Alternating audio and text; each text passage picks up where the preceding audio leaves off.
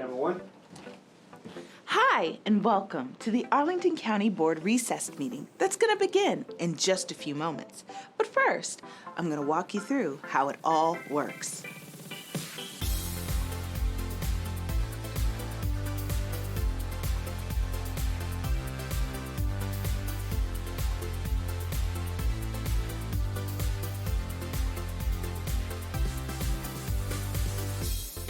This meeting is usually held on a Tuesday and continues Saturday's regular meeting, held every month except August.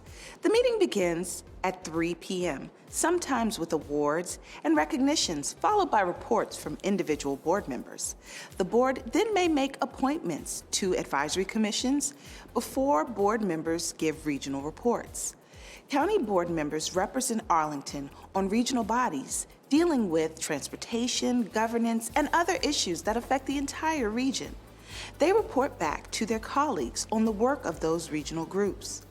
The afternoon session ends with the county manager's report to the board. The board then takes a break. Often during the break, the board will hold a closed session. Because the meeting is closed to the public, the board may discuss only items permitted by the Virginia Freedom of Information Act. These may include, among other matters, personnel issues, lawsuits, other legal or real estate matters. The board resumes its public meeting no earlier than 6:30 p.m. The evening session begins with a public hearing on each of the items carried over from Saturday's meeting.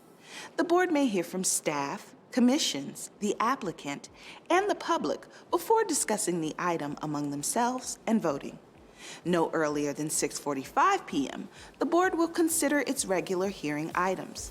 The board may again hear from staff, commissions, the applicant, and the public before discussing the items among themselves and voting. But here's a glance at today's agenda before the meeting begins.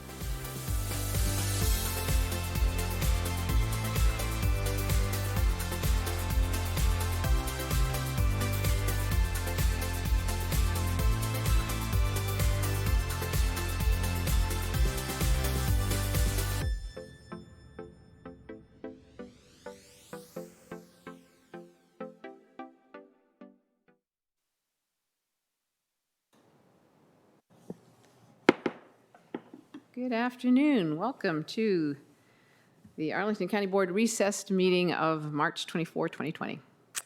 And we welcome everybody here. There's some changes for today's meeting. At the moment, we often have awards and recognitions and folks with us, but there is nobody in the room right now but us.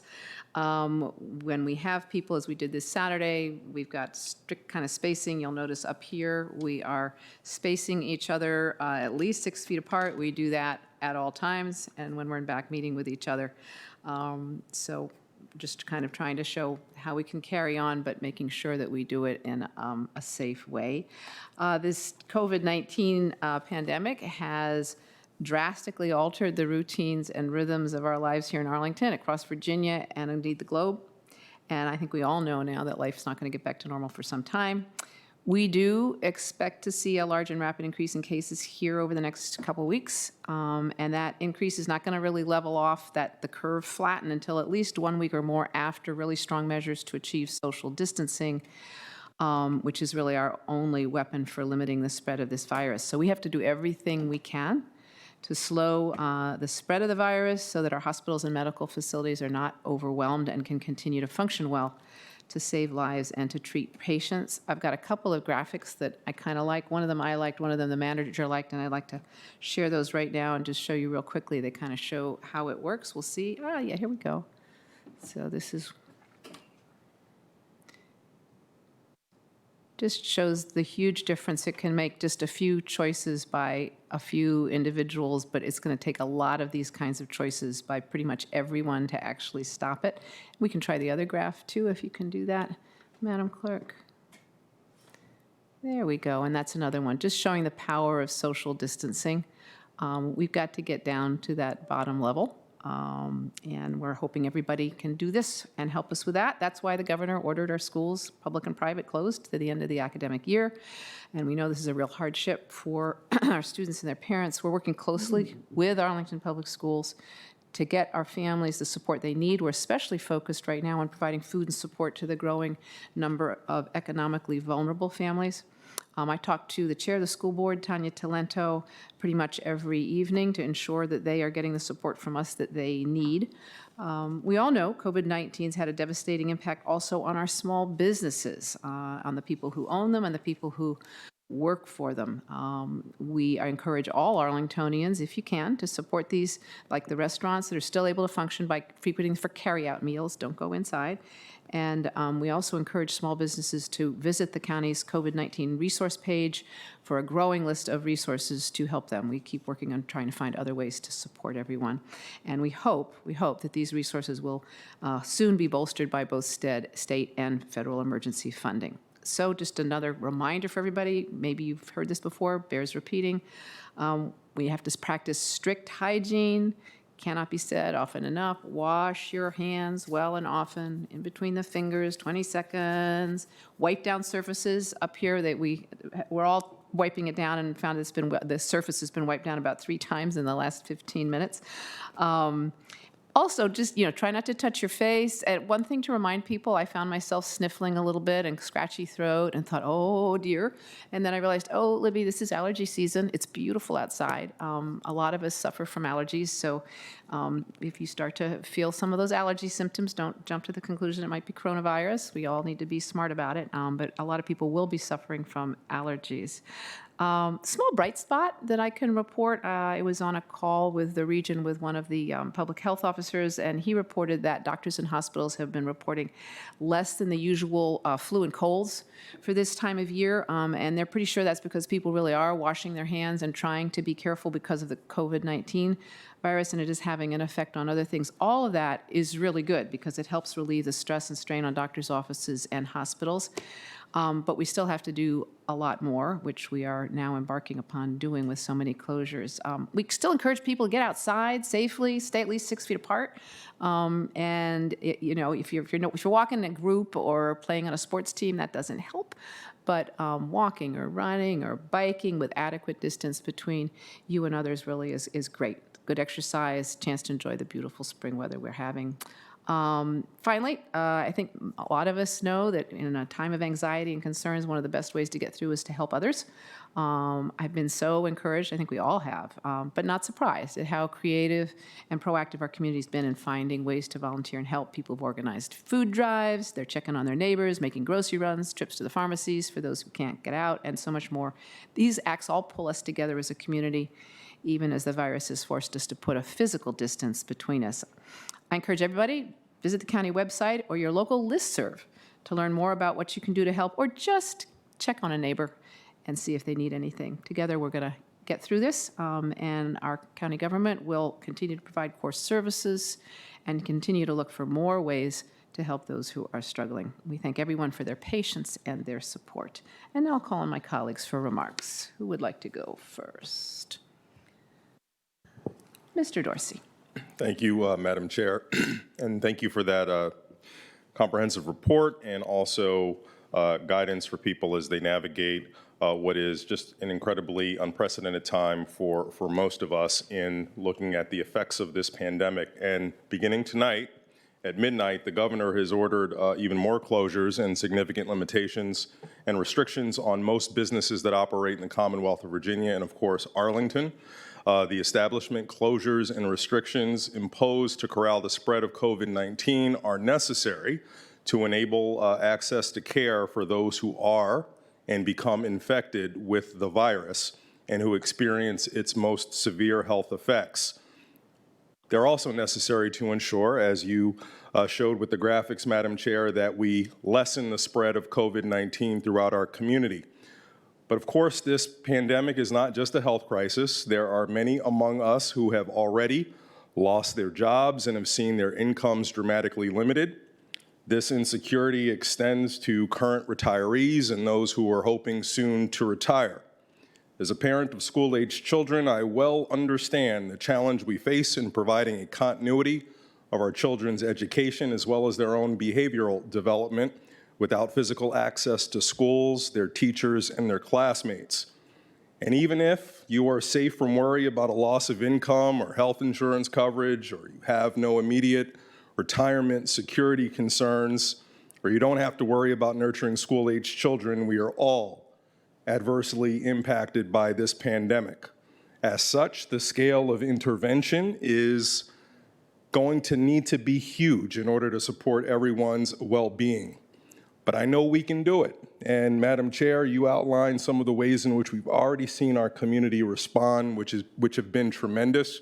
And I would just like to, we can't spend time to note all of the wonderful community responses, but I note as I travel through the community safely that many of our businesses have implemented social distancing norms in very creative ways to ensure that people get access to the goods and supplies that they need in order to effectively minimize their engagement with the wider world. So I want to commend everyone who's really taken this to heart and done their part. It's truly a wonderful community response, and I know our local government is up to the task of ensuring that we look at each and every individual in our community, understanding their needs and understanding how we need to respond in order to promote their well-being.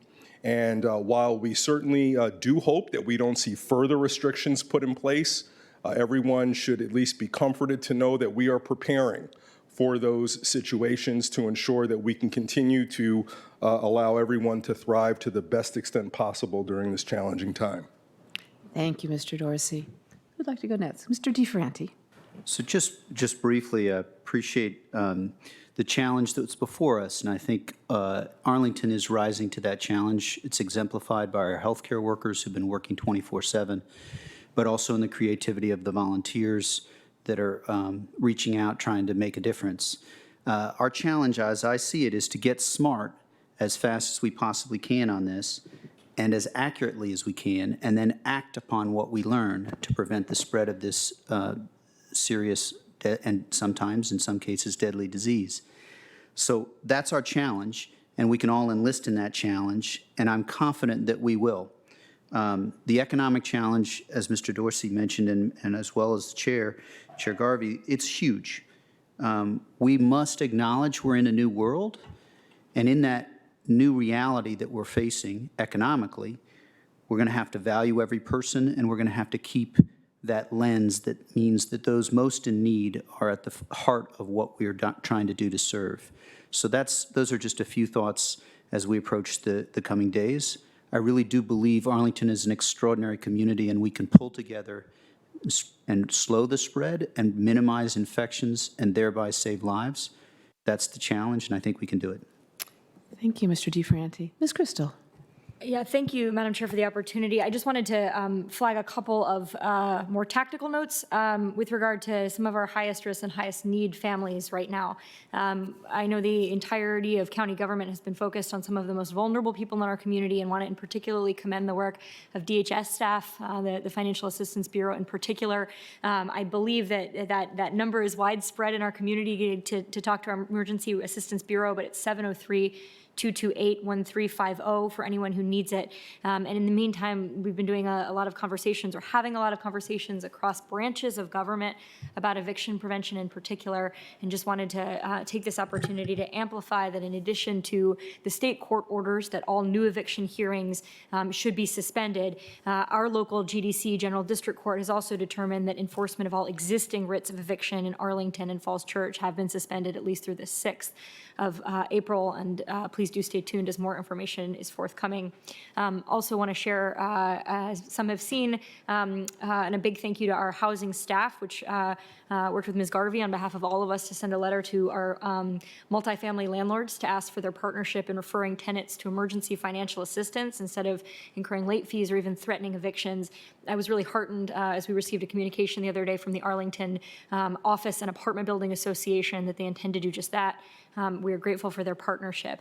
The only other thing I wanted to flag, unfortunately, we know at times of crisis, and certainly in contexts where people are being asked to isolate in their homes, and quarantine themselves, the risk of domestic violence in our community is going to increase. Incidents of domestic violence in our community are going to increase. And just wanted to take, again, the opportunity to put some information out there. Doorways is still running their 24/7 hotline. They still have shelter for anyone who needs it during this time. Health screening will not be a condition of shelter. We may take steps to, or they may take steps to treat or house individuals separately if they have symptoms, but no one should hesitate to reach out to that hotline, which is 703-237-0881 to receive help for domestic violence. They are also working on a telehelp option for counseling survivors. Our FACT unit in Fairfax, which is a regional partner to us for doing evidence collection exams in the case of domestic violence and sexual assault, is still doing acute exams. They are staggering requests, so it's one patient, one provider, standing up telehealth and telemedicine appointments with their ongoing domestic violence patients to see them at home. We are absolutely expecting that the compounding effects of isolation, of stress, of the impact of having children at home, the financial stress and job loss is going to lead to more domestic violence in our community. So we really strongly urge everyone in the community to check on their people and make sure that all are aware that that hotline, 703-237-0881, is still available for people to get help during this time. Thank you so much. I'll say, I think never have I been so grateful for the pretty robust safety net that we've got with nonprofits and our county government. We are being tested to the full. We're finding gaps, what we need to improve, but at least we've got something to start with, and everybody is pitching in. Thank you all for that.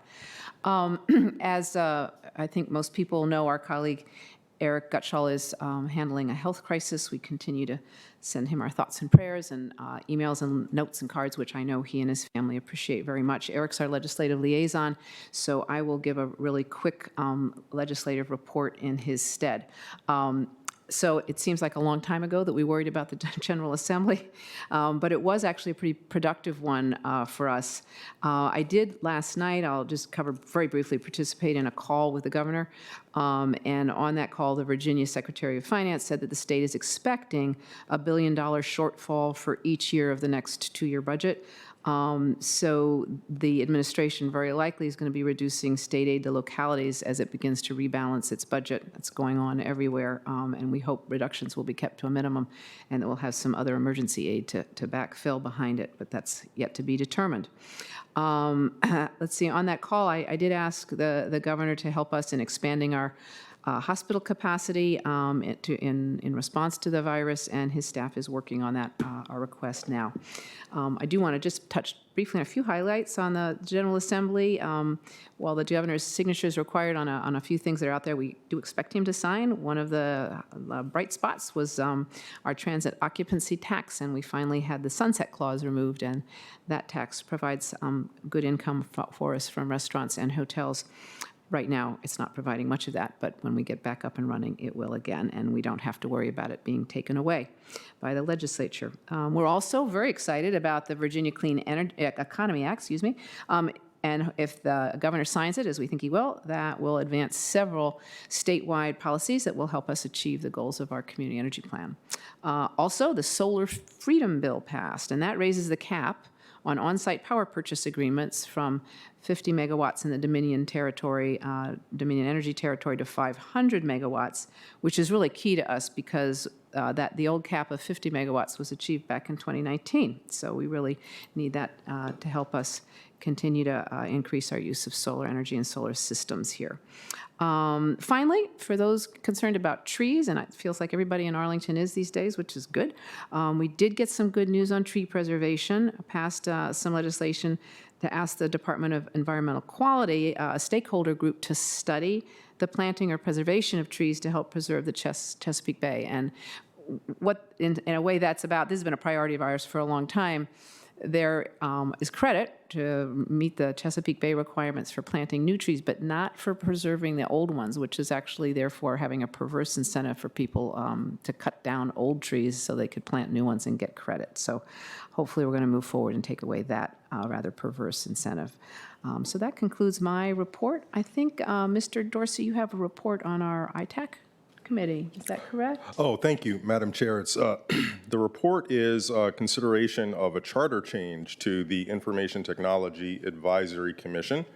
And we don't have hard copies, but you all have seen this before. And just to summarize briefly, the changes to the charter are our Information Technology Advisory Commission, which we'll kind of refer to as the Tech Commission from here on, was established in 1980 by its primary focus then, the Cable Television Advisory Committee. 1980. My, how things have changed.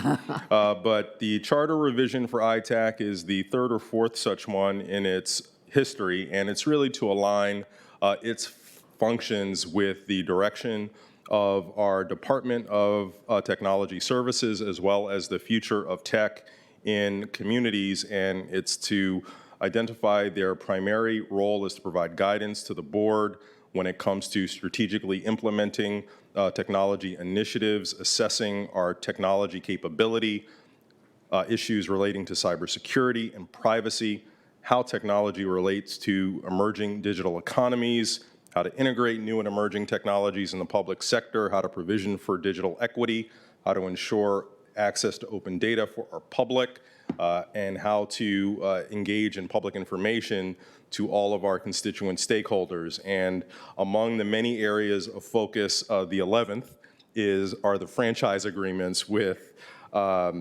cable franchises in Arlington. So in the last 40 years, their role has changed substantially so that its primary function is really now just a relatively minor one.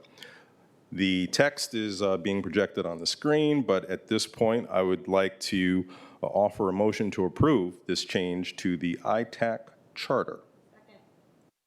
I think you need a motion. Did you say you wanted a motion? I moved.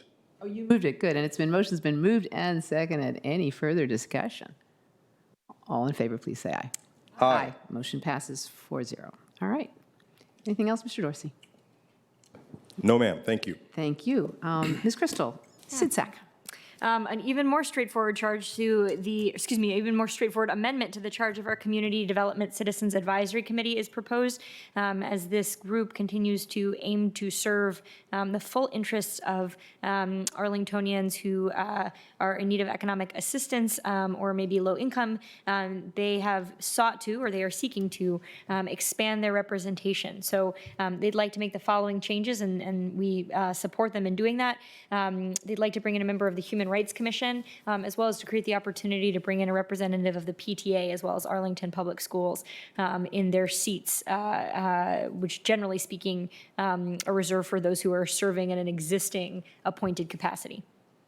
Unless there are any questions, I am going to move that we approve this change to the charter of the Community Development Citizens Advisory Council. Second. Thank you. Motion's been moved and seconded. Any further discussion? All in favor, please say aye. Aye. Motion passes 4-0. Thank you very much, Ms. Crystal. Mr. DiFranti.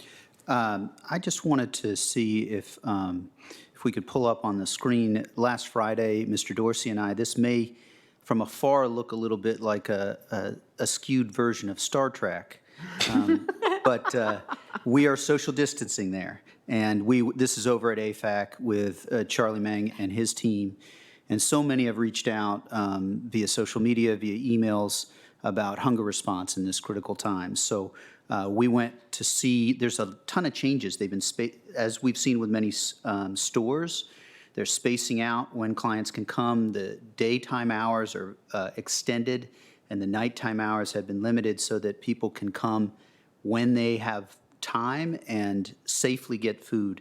There's also been a change in the way they're packaging the food so that there's less potential for being inside that 6-foot social distance that we need to prevent the spread of the virus. So that's one thing I wanted to report. I really want to thank also you, Madam Chair. We've all been working on this hunger issue. It's one of those basic needs that is primary in this time. And so the other progress that was made with Arlington Public Schools is 3 additional sites that are going to be open tomorrow at 11 o'clock. We have, I think I've got Kenmore, Drew, and then Randolph, Barrett, and Campbell will be open tomorrow. So that's progress that we're making as we try to respond to the community's needs on hunger. Thanks. Thank you. All right. Any further reports at this moment?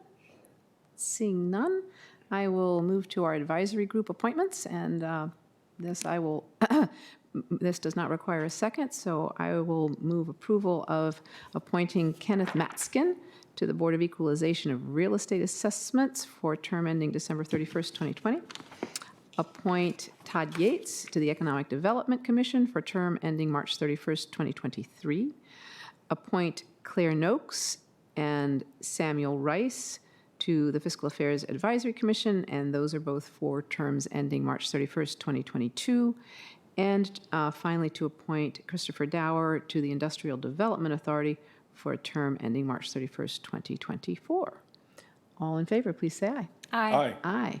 Motion passes 4-0. Thank you very much. That brings us to regional reports. Mr. Dorsey, do you want to start off with the census? Thank you, Madam Chair. I see that the manager has a Census 2020 presentation where I'm sure he'll advise us of the updated timeline for conducting the decennial census. I'll just speak briefly to a town hall that we hosted here in Arlington's studios with a regional focus a couple of weeks ago, organized by the Council of Governments, which included my colleague from COG, Derek Davis from the Prince George's County Council, as well as the district administrator for the census. And really the primary focus there was to talk about how everyone should participate, should have no fear in participating, and the great benefits that come from participating, things that we have talked about in this body a lot. I felt it was appropriate just to mention that as we practice social distancing and minimize our opportunities to cause the spread of COVID throughout the community, one of the ways in which we can all help as it relates to the census is to return the census response online, and to do so immediately. That will prevent the mobilization of many people who will be walking through our communities, knocking on doors, and potentially causing an undue or an adverse health effect. So if you have not already, please return your census form already to every registered address. There was the census mailing that went out. It was a great time in the Dorsey household where me, my wife, and children collectively filled out the census online form. My daughters got to answer all of the questions that were directed towards them, which was terrific. It's a great family activity, but it doesn't take very much time at all, really about 10 minutes, depending on the size of your household. And to do so will not only provide great benefit to the community in terms of representation, funding, and making sure that we can properly plan for and distribute government services throughout the community, but also if you do it online right away, we can also do our part when it comes to responding to this pandemic. Thank you. Thank you, Mr. Dorsey. Let's see, we have, did you want to do a regional update as well, Mr. Dorsey? There's not much to add, Madam Chair. I will just say that the Council of Governments is working to figure out how it plays a constructive role in helping our region, our national capital region, respond to the COVID pandemic. One of the things that we have come to understand and realize is that while we are a proud part of the Commonwealth of Virginia, we also have a much more direct link with the other jurisdictions in the National Capital Region, the District of Columbia, as well as the suburban counties in Maryland. And there is very much a need for us to be coordinated in our approaches, our messaging to our constituents, as well as the overall provision of response to COVID-19 throughout the region. It's not easy. You're working with 3 different separate state jurisdictions, but it's also a necessity. And we want the Council of Governments to be a constructive force in ensuring that the engagement within Virginia, in Maryland, and in the district somehow comes together into a cohesive unit that can help support everyone. Thank you. And along the lines of regional cooperation, Mr. DeFranti and I are on the Northern Virginia Regional Commission, and I was in discussion with Chair Tartar over in Falls Church City, and he heads up the commission right now, and this was several weeks ago, and said, how about maybe we should try a call and just get together and talk. And you think people will want to do it? We didn't. Well, we called that call. They call it for mayors and chairs in the region, and it's been it was quite popular. A lot of people were on the call. We found it very, very helpful.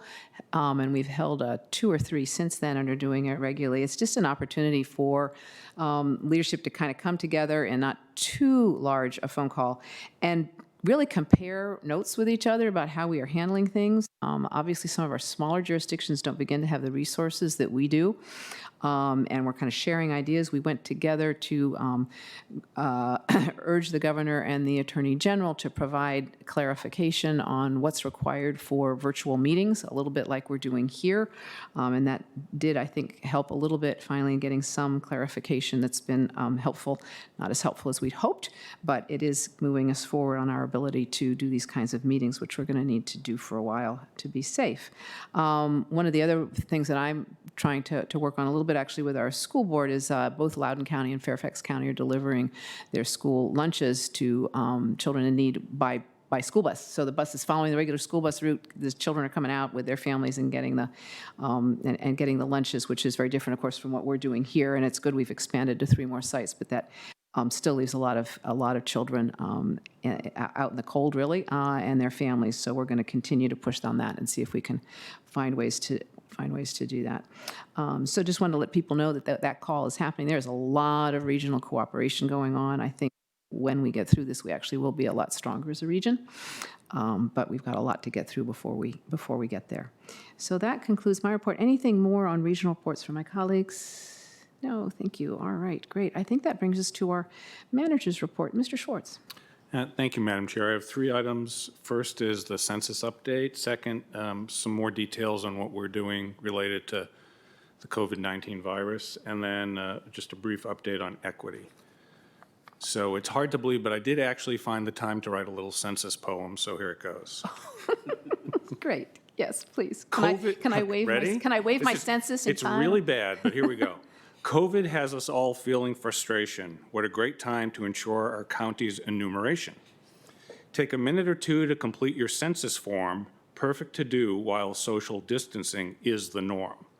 Just go to census.gov and complete all the questions so Arlington can get our full representation.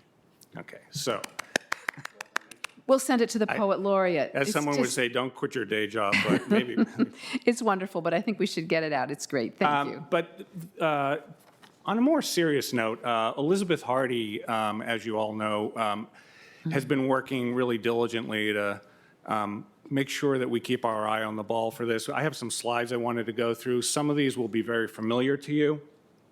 As Mr. Dorsey said, invitations went to all households. I received 2 invitations at my house. So I've gone on and completed the form, and you can see here the different ways of filling out the form. Let's go to the next slide. And this is actually, I'm really surprised by this and really proud. We are, with the exception, I think, of Fairfax City and Falls Church, doing really well in the region, 27.4% response rate. And that, we went back and looked at 2010 around the same time, and we're doing better than we were doing in 2010. Now, I think part of that may be because people are home, but they have not really, I don't think there's really been a big focus on this. So once again, that's really good for where we are at this time in the process. Let's see, let's go on to the next slide. April 1st is Census Day. And we're still going to encourage people to take a break out of their day and spend some time completing the form if they haven't done it then. Now, we had a series of pop-ups we had planned around the county. Obviously, we have canceled those. We'll see. Maybe we'll bring them back later. A little bit on the timeline, as Mr. Dorsey mentioned, there have been some, I characterize them as slightly, at this point, modest extensions on the schedule. And you can see that the self-response deadline and the assistance and follow-up have been extended about 2 weeks. And so that will provide a little extra flexibility. If we go on to the next slide, you can see essentially some other deadlines have been extended. The biggest one is the 1-month extension that you see for those who are homeless, and also service-based enumeration, which include places that, at least right now, soup kitchens and shelters may not actually be fully occupied. So we'll see what happens with that. Next slide, we're still on the timeline to deliver the apportionment information by the end of the year, and that all results in the redistricting that happens in April of next calendar year. So as I mentioned, next slide, you can see all our pop-ups have been canceled. We have included some additional promotional pieces about the census with some of the food distribution that's been going on. We have about several hundred tote bags that have been given to AFAC as part of the food distribution. So some of the food is going out in Census 2020 tote bags as a way to emphasize that. And we're continuing to run our articles, communications, working with our partners and volunteers. And so you'll see here, go to the next slide, you can see some of the efforts we have to try to emphasize how people should really make sure that they are filling out the census. You'll see a lot of this on social media. And if you go on to the next slide, again, just emphasizing where you can go to complete the census and encourage everybody to do it. And I'd like to say that I think Mr. Dorsey set a great example. When parents are home with their kids, it's an excellent opportunity for you to engage in a little bit of a civics lesson. So that concludes my update on the census. Thank you. Just want to note that even if your kids are too young for a civics lesson, they still count. Count your babies, people. Oh, that's right. They absolutely do. I still count. Can I have a question? Is it? I bet it is. In the last census, under 5, one of our most undercounted populations. Wow. People forget that their kids count. Yeah. No, I'm going to, so I have my own here. I'm so pleased with myself. I'm going to fill it out. I'm going to tweet about it. I'm very excited. I noticed that it's unopened, Madam Chair. It's what? Oh, it is open. Okay, all right. Okay. It's Just actually, making sure. no, it's all set to go. I'm ready. I'll talk about getting your babies too. All right. So, Madam Chair, if I could, so with school children at home for the end of the school year, I know APS is a valued partner in this work. Mr. Schwartz, do you know if they're planning on integrating census communication with the daily communication that students get from teachers and the weekly communications that come from PTAs and school administration? So what I do know is that on the educational resources for families page that schools has, there's a link to the Statistics in Schools website. I think a lot of the programming related to statistics in schools was done before APS shut down. They were scheduled for, I think, the first week of this month.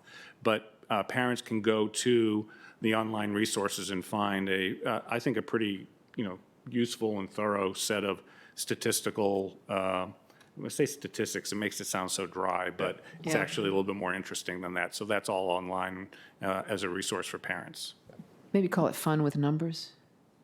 It's something, yeah, fun with numbers, yes. I don't know, something like that. Yeah. Okay. Just a few updates on the virus.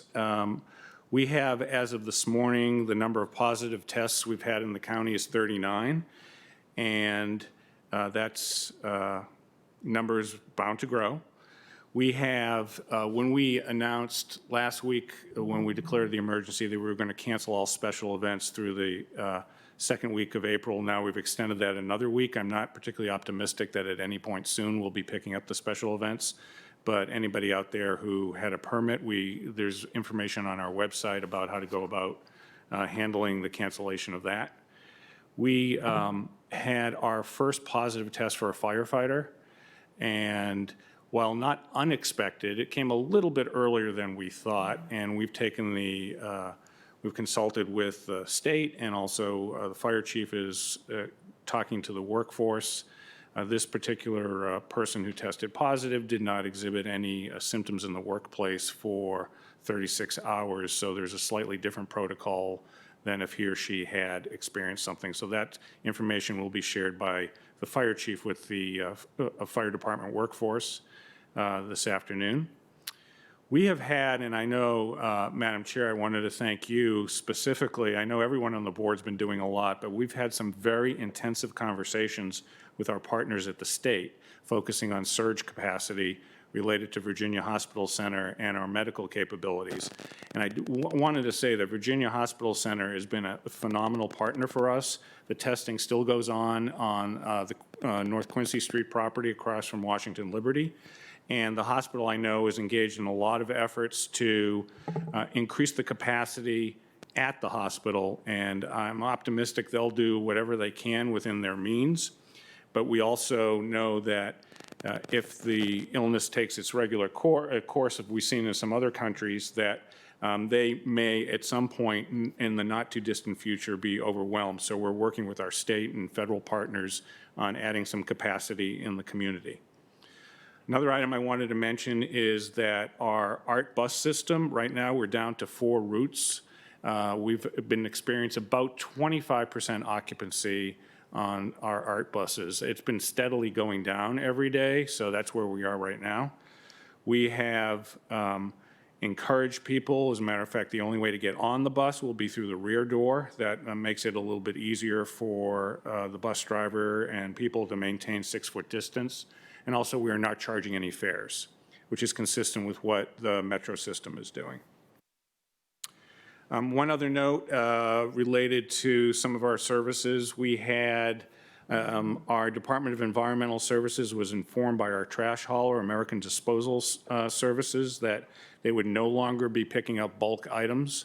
We're exploring what other options we can use, but by bulk items, I mean really large items, washers, dryers, couches, those kinds of things. We continue to have regular trash and recycling pickup. Let's see. We have, and I know you didn't intend this, Madam Chair, but when you were talking about resiliency and innovation at the beginning of the year, we've actually come up with a few ones that really I'm really proud of. We traditionally, when we've had something like this, we stand up an emergency operations center, and we have always focused, at least initially, on a physical location. We have not had to have any physical co-location, even before now, when it was possible. We have done a full virtual operations center, which I think is a presaging something that myself and my colleagues in the region have talked about. When we get to the other end of this, on the other side, we actually have discovered some things that we can do that do not require as much bricks and mortar footprint. And so we're trying to at least look positively on that. The police have encouraged people to file more of their reports online so that we don't have to have in-person conversations. And we, as we mentioned on Saturday, we have the curbside pickup for restaurants and the free short-term parking outside those restaurants. I did want to be really encourage restaurants, because not all restaurants have, according to the regulatory scheme, we have the authority to do to do carry out and use drivers to deliver meals. We'll be back to you, and we'll talk a little bit about this later, I think, this evening. I'm encouraging any restaurant to actually do that. Yeah. And we will figure out the regulatory issues at a later point. Some of the other things we're doing, we are continuing our building inspections. We're doing them all virtually, which essentially means the homeowner takes their iPhone, scans it across whatever the area is that's going to be inspected, and we get a lot of work done that way. I'm not saying that it does everything we have to do, but it's really, I think, a creative way of moving ahead with some of our work. We have a selection of ebooks is going like hotcakes. I may actually be back to you when we talk a little bit about the budget. I know there are some real life, health, safety needs, but one of the things I'm thinking about is perhaps increasing the budget for ebooks as people are home and make an incredible use of our collections. We have a great note went out from Parks today about some at-home activities, including how to cook Play-Doh at home. And then we have a playlist that our libraries director just circulated entitled Dancing with Myself, and it has a number of very exciting selections. She left Eric Carmen off all by myself from the 1970s, but that's just because she's not a fan of the 1970s excellent music that I grew up to. And I think that really is my final word, at least for right now, on the virus. So if you have any questions on that before I move to my last item, I'm happy to take them. I'll just say, I agree. I think it's a shame leaving off that 1970s music. And on the health safety, I think the ebooks and the dancing, that's mental health, and that's going to be really, really important. I think basically equally important. It's part of the whole health thing. So thank you for doing that. Colleagues, questions? Mr. DeFranti? Just as I feel like I have to mention, you mentioned the hospital efforts that you've worked on, Madam Chair, and also I know you've been working on that a lot, Mr. Manager. Just a big thank you for that. I really appreciate it.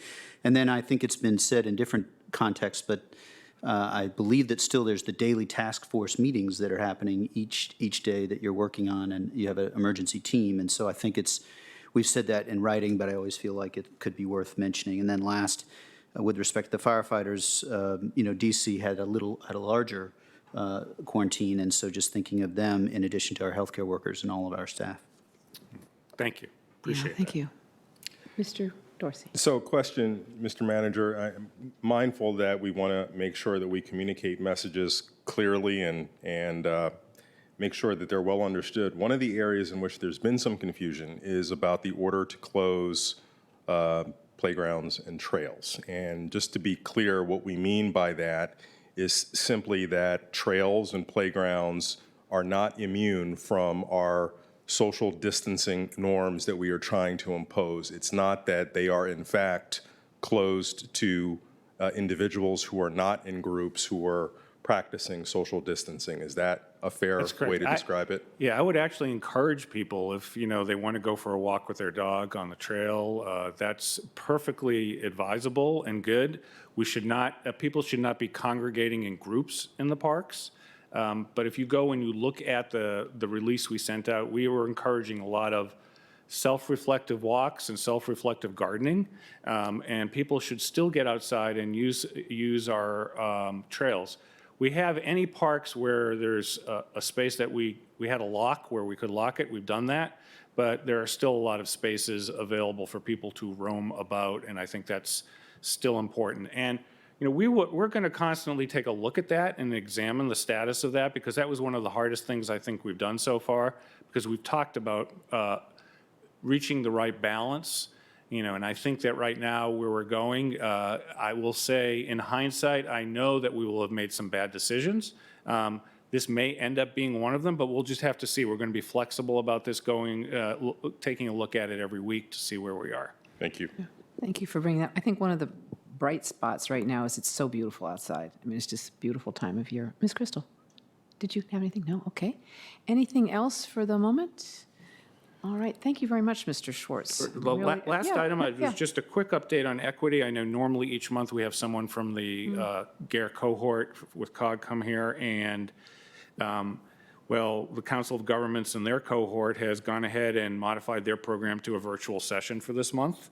So we decided not to really bring any of the people here, at least virtually, to do an update. But I did want to tell you something interesting, which is that there's a listserv of all the local government staff that participate in the cohort, and there's been an enormous amount of conversation and information about how COVID-19 intersects with specifically racial equity and the impacts it's having on some of our more vulnerable communities. And so, it's one of the things, and those 4 questions that we're always asking ourselves, which is I'm going to have them right here. Who benefits, who doesn't? Who's burdened? Who's burdened, and how do we know? Who's missing? Yeah, and okay. Who's missing, how do we know? Those are all questions that we've been thinking through, and I really do think that we're, as the virus goes on, we're headed to some probably much harder conversations around how people receive treatment and the kind of benefits they get. So we're really resolved to continue our focus on it, not just for the sake of focusing on equity, but because as the virus, as has been said before, does not discriminate. The way our healthcare system works has some built-in disadvantages for people of color. So we will be keeping that in mind as we go through. And I just wanted to let you know we've been, continuing to think about that. and making sure that those in the community who are marginalized, whether it's on the basis of race or are homeless or seniors or disabled, we pay special attention to that. So with that, I conclude my report. Thank you. I will just say, I think it's becoming very clear with this pandemic how much doing the right thing helps everybody, because if people don't have health care, they don't have what they need, they're going to get sick. And when they get sick, we all get sick. I think we're all going to learn a lot and hopefully strengthen both equity and our safety net as we move forward through this. Any more questions, comments, thoughts? All right. I would like to move that the county board convene a closed meeting as authorized by Virginia Code Sections 2.23711A1 and 8 for the following purposes. 1, personnel matter. 2, discuss the performance and management plan of an appointee of the county board.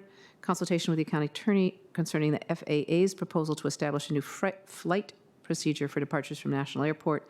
Consultation with the county attorney concerning the authority of the county board and the county manager during the pendency of the state and local emergency declarations, and the actions that can be taken in response to the emergency and to protect the public health and safety, and the public meeting requirements of the Freedom of Information Act that apply during the pendency of such emergencies, and consultation with the county attorney concerning the authority of the county board to adopt a continuity of operations ordinance in times of a disaster and the permitted scope of such an ordinance. Is there a second?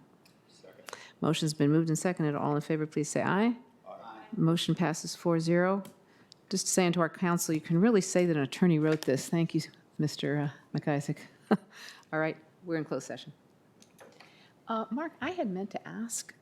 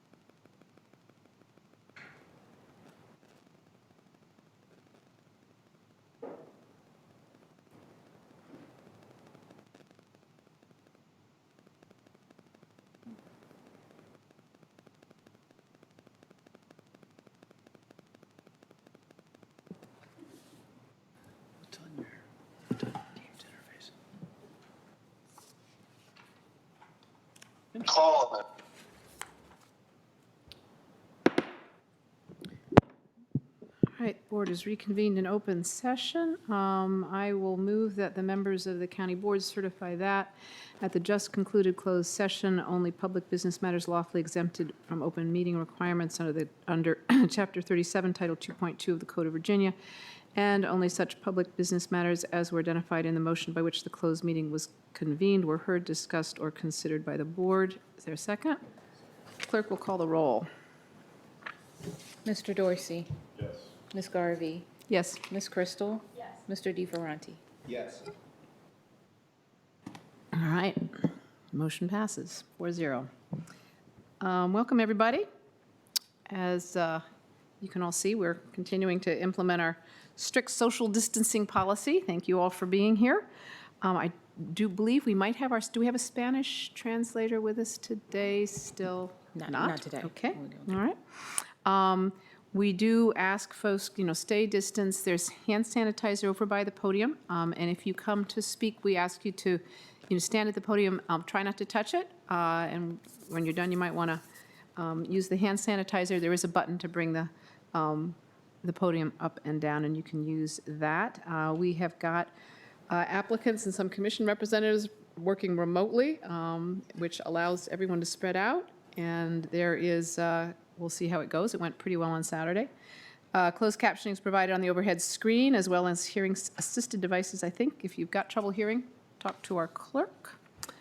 And I think I'll just say, we occasionally get up to stretch our legs. Doesn't mean that we actually can hear and see you, even if you can't see us. So on occasion, we need to do that. And I think we will start the hearing with speakers for the consent agenda items, I think pulled from Saturday's meeting.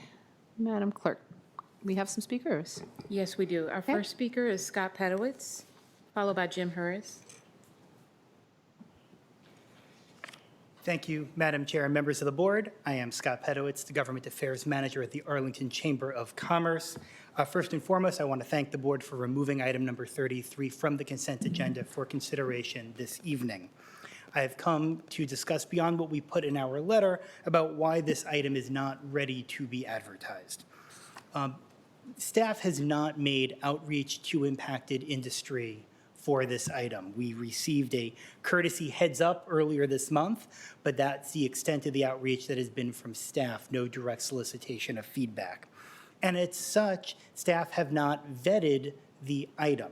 Now, the board report includes an assertion of not anticipating adverse impacts, and I believe that assertion is made in good faith, but it is not based in fact because there has been no outreach. Now, the reason why I'm here opposing the request to advertise is because public hearings, while important, do not serve well to unpack unexpected issues and to suggest changes to code amendments. Now, we know you listen to testimony. When we're not social distancing, we see you huddling up behind the dais trying to incorporate suggestions and feedback you get from this podium. And we know that's well taken. But we also have experienced that complexities that arise and healthy concern that new ideas might themselves have unintended consequences often impede change at that point. It is often too late to make real substantive changes. And that is why I've come this evening to ask that you deny the request to advertise and direct staff to make a proper outreach to potentially affected stakeholders. And that for staff to return and request advertisement after considering the responses to their outreach and making changes, if any, that arise from that suggestion. Now, all that I have said heretofore, I would apply to any RTA brought forward without outreach under any circumstance. And ordinarily, I might add that maybe we just need a 1-month deferral, and that should be the amount of time necessary for the outreach I'm requesting. We're not looking for a big, long years process here. But restaurants were the original focus of the action. And as you are all very well aware, in this particular instance, they are necessarily preoccupied with the well-being of their businesses and of their employees as we deal with the economic fallout from the coronavirus crisis.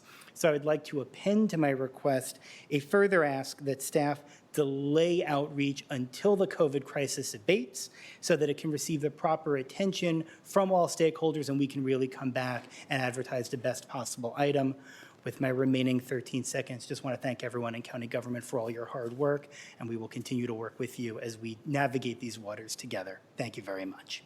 Thank you, Mr. Pedowitz. Our next speaker is Jim Harris.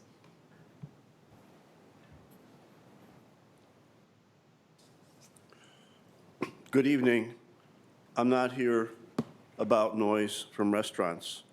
I'm here about noise from motor vehicles, specifically internal combustion engine motor vehicles with aftermarket exhaust systems. Your neighbors are tired of so-called ninja motorcycles revved to 15,000 RPM on I-395 at 2 a.m., Ms. Garvey, and sound walls are only being constructed on one side of 395 in Arlington, not my side of 395 in Arlington. My neighbors are tired of motorcycles and four-wheel motor vehicles with the same aftermarket and illegal exhaust systems on Fairlington's through streets also at 2 a.m. It appears that vehicle noise ordinances are seldom to never enforced. Why not? Thank you. Is that our last speaker? Yes, it is. All right, fine. Mr. Manager, do we have a presentation? We do. Ben Aiken is going to make his presentation from a remote location. Thank you.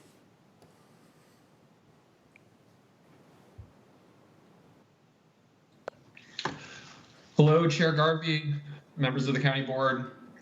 Thank you for having me digitally, remotely tonight. Just going to run through a few quick slides here.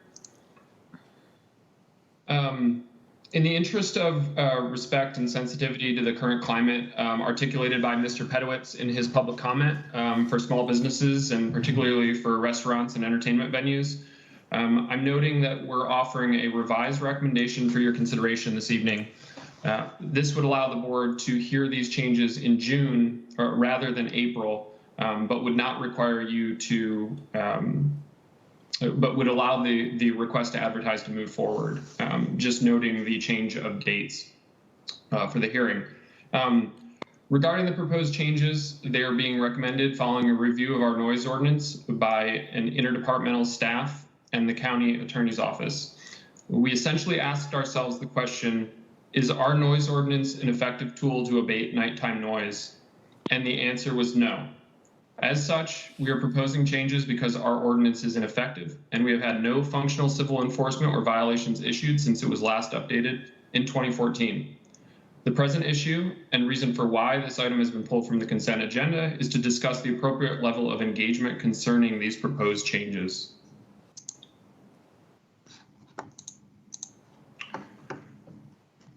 First, as far as engagement is concerned, I want to be very clear about the intent of the changes.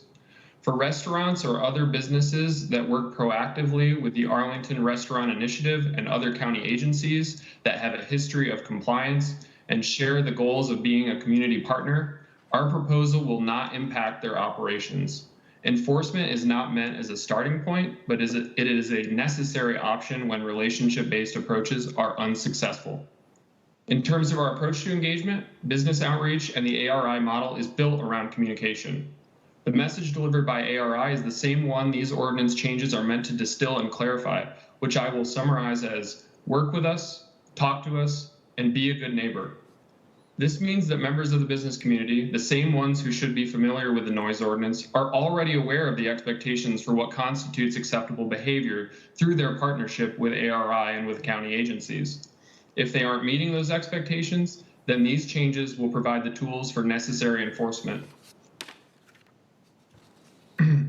As you know, we must also engage establishments which have ongoing issues and a history of complaints, meaning those who have generated the need for these changes have also received fair warning of the proposed consequences. As an example, I just want to quickly detail one establishment's complaint history. From June 5th to July 23rd, police received 19 complaints resulting in 5 written reports, including 1 ABC violation for one establishment. But it isn't just complaints and paperwork. multiple meetings were held over this time between the business outreach unit and restaurant management in an attempt to resolve these conflicts. Unfortunately, the restaurant continued to generate complaints, resulting in more work and more time spent by our police officers, but without any meaningful enforcement available to them. So even with the option for a civil penalty, which is what we're discussing, with a case like this, we would still be proactively working to address those issues through outreach, but this much time and effort may not have been necessary if enforcement options were available. As noted on the slide in the board report for this item, and as well as mentioned by Mr. Pedowitz, we brought this conversation regarding the need for enforcement to the county board in late October. And when we had finally proposed the changes, or when we had finalized the proposed changes, in early March, we provided advanced information both to the Chamber of Commerce and to NAIOP, or NAIOP.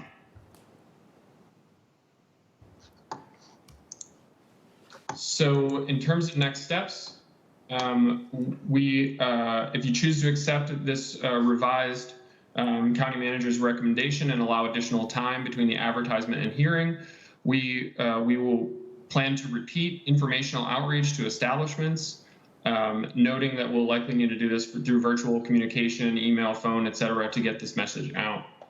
We are happy to gather the input from stakeholders to have their voices heard and concerns raised. Again, I just want to reiterate, we don't see this having an impact. The rules that we're talking about in terms of the ordinance are still the same. We are simply providing a way to enforce them. Thank you, and I'm happy to take any questions. Thank you, Mr. Aiken. All right, we don't have any commissions? Do we have a commission? That's correct, no commissions. on Okay, this one. all right. So conversation is with the board. Questions, a motion would be fine. Yeah. I'm going to move the revised staff and manager's recommendation that we authorize these changes to ordinance for a public hearing. I'm just looking up the date of our June meeting. I believe it's June 13, 2020. All right, motion has been moved and seconded. Happy to speak to just a word for it. Yeah. I do very much appreciate the feedback, and I think really appreciate the manager and Mr. Aiken's sensitivity in moving that recommendation forward.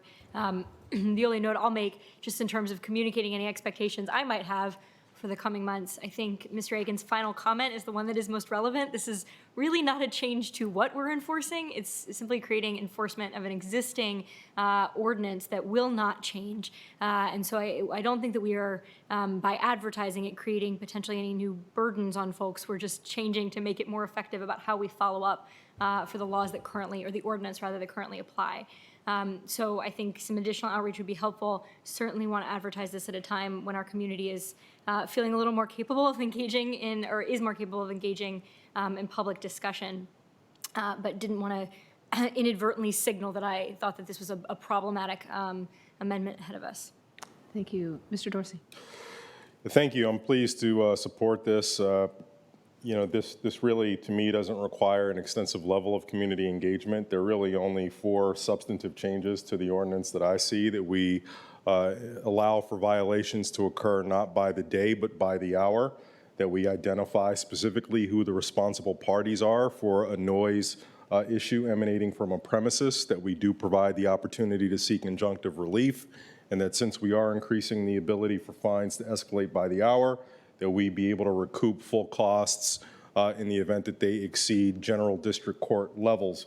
So at the end of the day, the only folks who would be adversely impacted by this are people who don't want to follow the noise control ordinance as it has existed, which we are not substantively changing. So the extent of engagement for such clarifying changes to me is not necessary, but I'm happy to agree and am fine with the extra time in light of circumstances for people to gather their feedback and provide it for us as we consider this in a public hearing in June.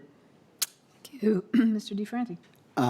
I'd just say that the procedural protections, the minimum standard has been met, and I think it's commensurate with the limited changes that we're making here. So I appreciate the comments on this. Do agree that June is a more appropriate time, and if we're in the same circumstances as June, I'd have some questions, but I'm happy to support the motion. Thank you. All right, I'm happy to support it too. In part, I think everything my colleagues have said. It's not about changing what we're doing, it's how we can actually be able to enforce it and improve that. And I think the extra time actually may allow for some community discussion over time. And because I suspect a lot of people are kind of unaware of it because we haven't been able to enforce it. So the more people become aware that this is actually a thing that they need to obey and we can enforce it, I think the better. So I am fine with this. All right, all in favor? Aye. Aye. All right, motion passes 4-0. Thank you very much. Thank you. All right. Would you call the next, we're past the, we're at the right time, I think. Yeah, could you call the next item, please, Madam Clerk?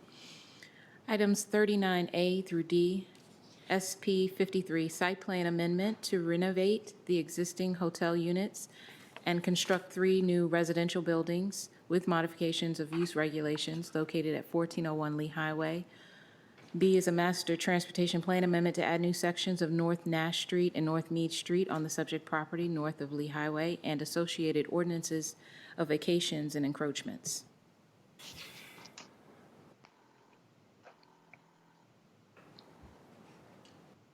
Thinking to myself here, writing a note. Mr. Manager, would you like to? I think we have someone somewhere. Yes, thank you, Madam Chair. Providing this presentation will be Brett Wallace of the Planning Division of CPHD, and also assisting will be Dennis Sellen from DES Transportation and Aaron Schreiber from CPHD. So I'm going to turn it over to Mr. Wallace. Thank you. Mr. Wallace. Yeah, hi, good evening. Can everybody hear me okay? We hear you just fine. Thank you. All right, great, thank you. And you can see my screen too? Yes, we can. Okay, great, thank you. All right, so this item this evening is the Keybridge Marriott Site Plan Amendment with the MTP map amendment and associated real estate actions. So in terms of the site location, most everybody should be familiar with the location shown here with the orange arrow located just to the west of the Key Bridge in the Roslyn Circle area. And the site really does truly sit at a gateway site to not only Roslyn, but also Arlington. And looking at an aerial view of the site, the property that's outlined in red is bounded by vegetation in the George Washington Memorial Parkway to the north. The vegetation wraps around the site to the west, where there is steep topography in the Colonial Branch stream. There's also a resource protection area buffer around the stream shown in the orange dashed line. Opposite of that, to the west, is North Oak Street and the Palisades Park townhomes. And then Lee Highway, the Custis Trail, and Gateway Park make up the southern edge of the site, with a sky bridge connection over Lee Highway connecting the trail to the park. Fort Myer Drive and the Roslyn Circle are on the east side of the site. And the site is currently accessed from North Nash Street and a drive entrance to the east, as well as from a drive entrance on North Fort Myer Drive, shown with the orange arrows here.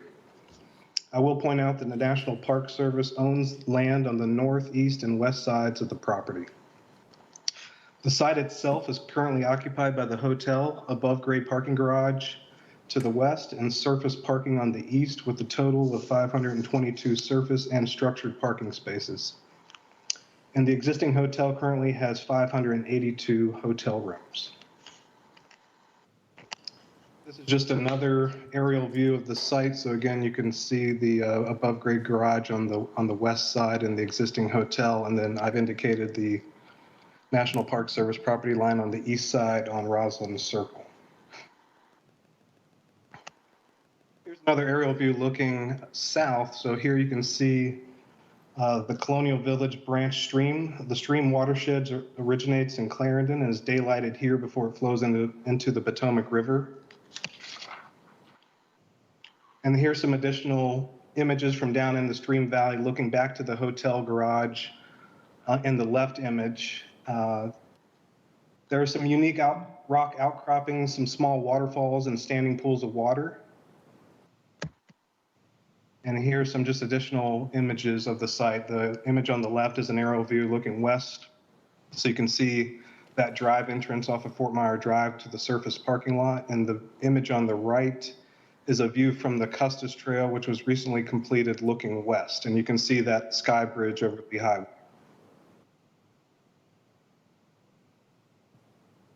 The next slide, this image on the left is a picture of the parking garage entrance from North Nash Street. And then the image on the right is an image showing the garage from the Custis Trail. So you could, again, see that facade and that streetscape there. Now I'll run through some site photos here for the hotel. Here you'll see the Sky Bridge, stairs and ramp at the hotel. Frontage service drive adjacent to mostly back of house operations and loading docks that face Lee Highway, although these are somewhat screened by the bridge structure. The image on the right is just a view looking east at that ramp and superstructure and Sky Bridge with the Washington Monument in the background. These next images are images taken from the surface parking lot looking north, so you can see that there are indeed some views of the Potomac River in Georgetown. And then the image on the right just depicts some of the invasive species that are on some of the existing trees and some of the existing conditions of the vegetation there on the north edge of the site before the site drops down to the GW Parkway.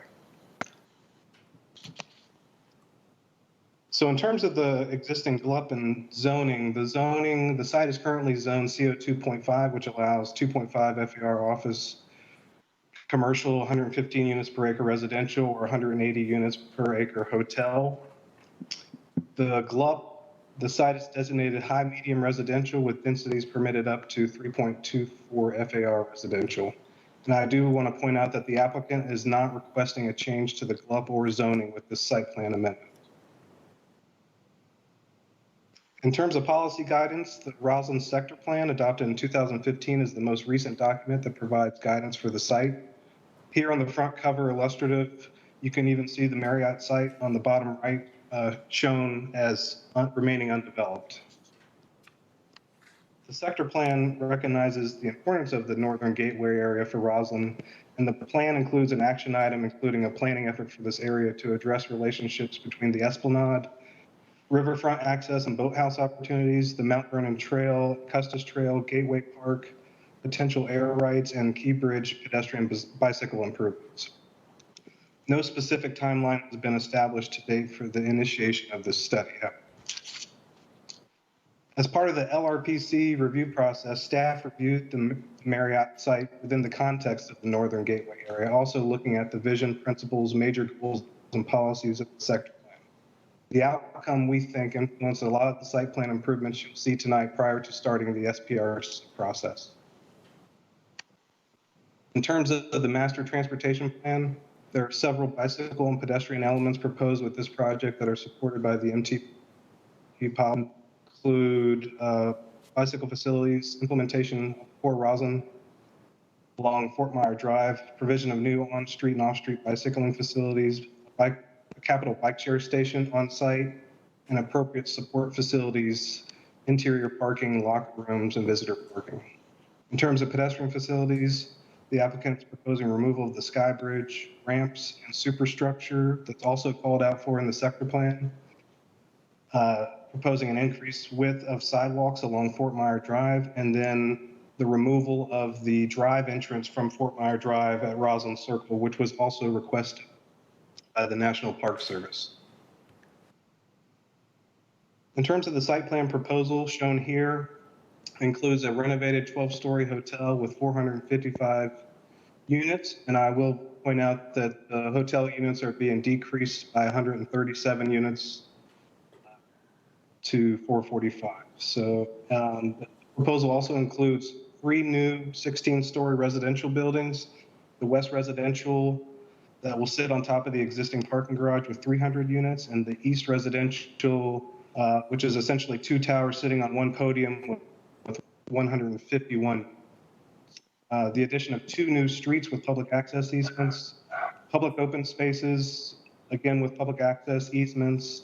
And again, I do want to point out the applicant is not seeking any change to the GLUP or the zone.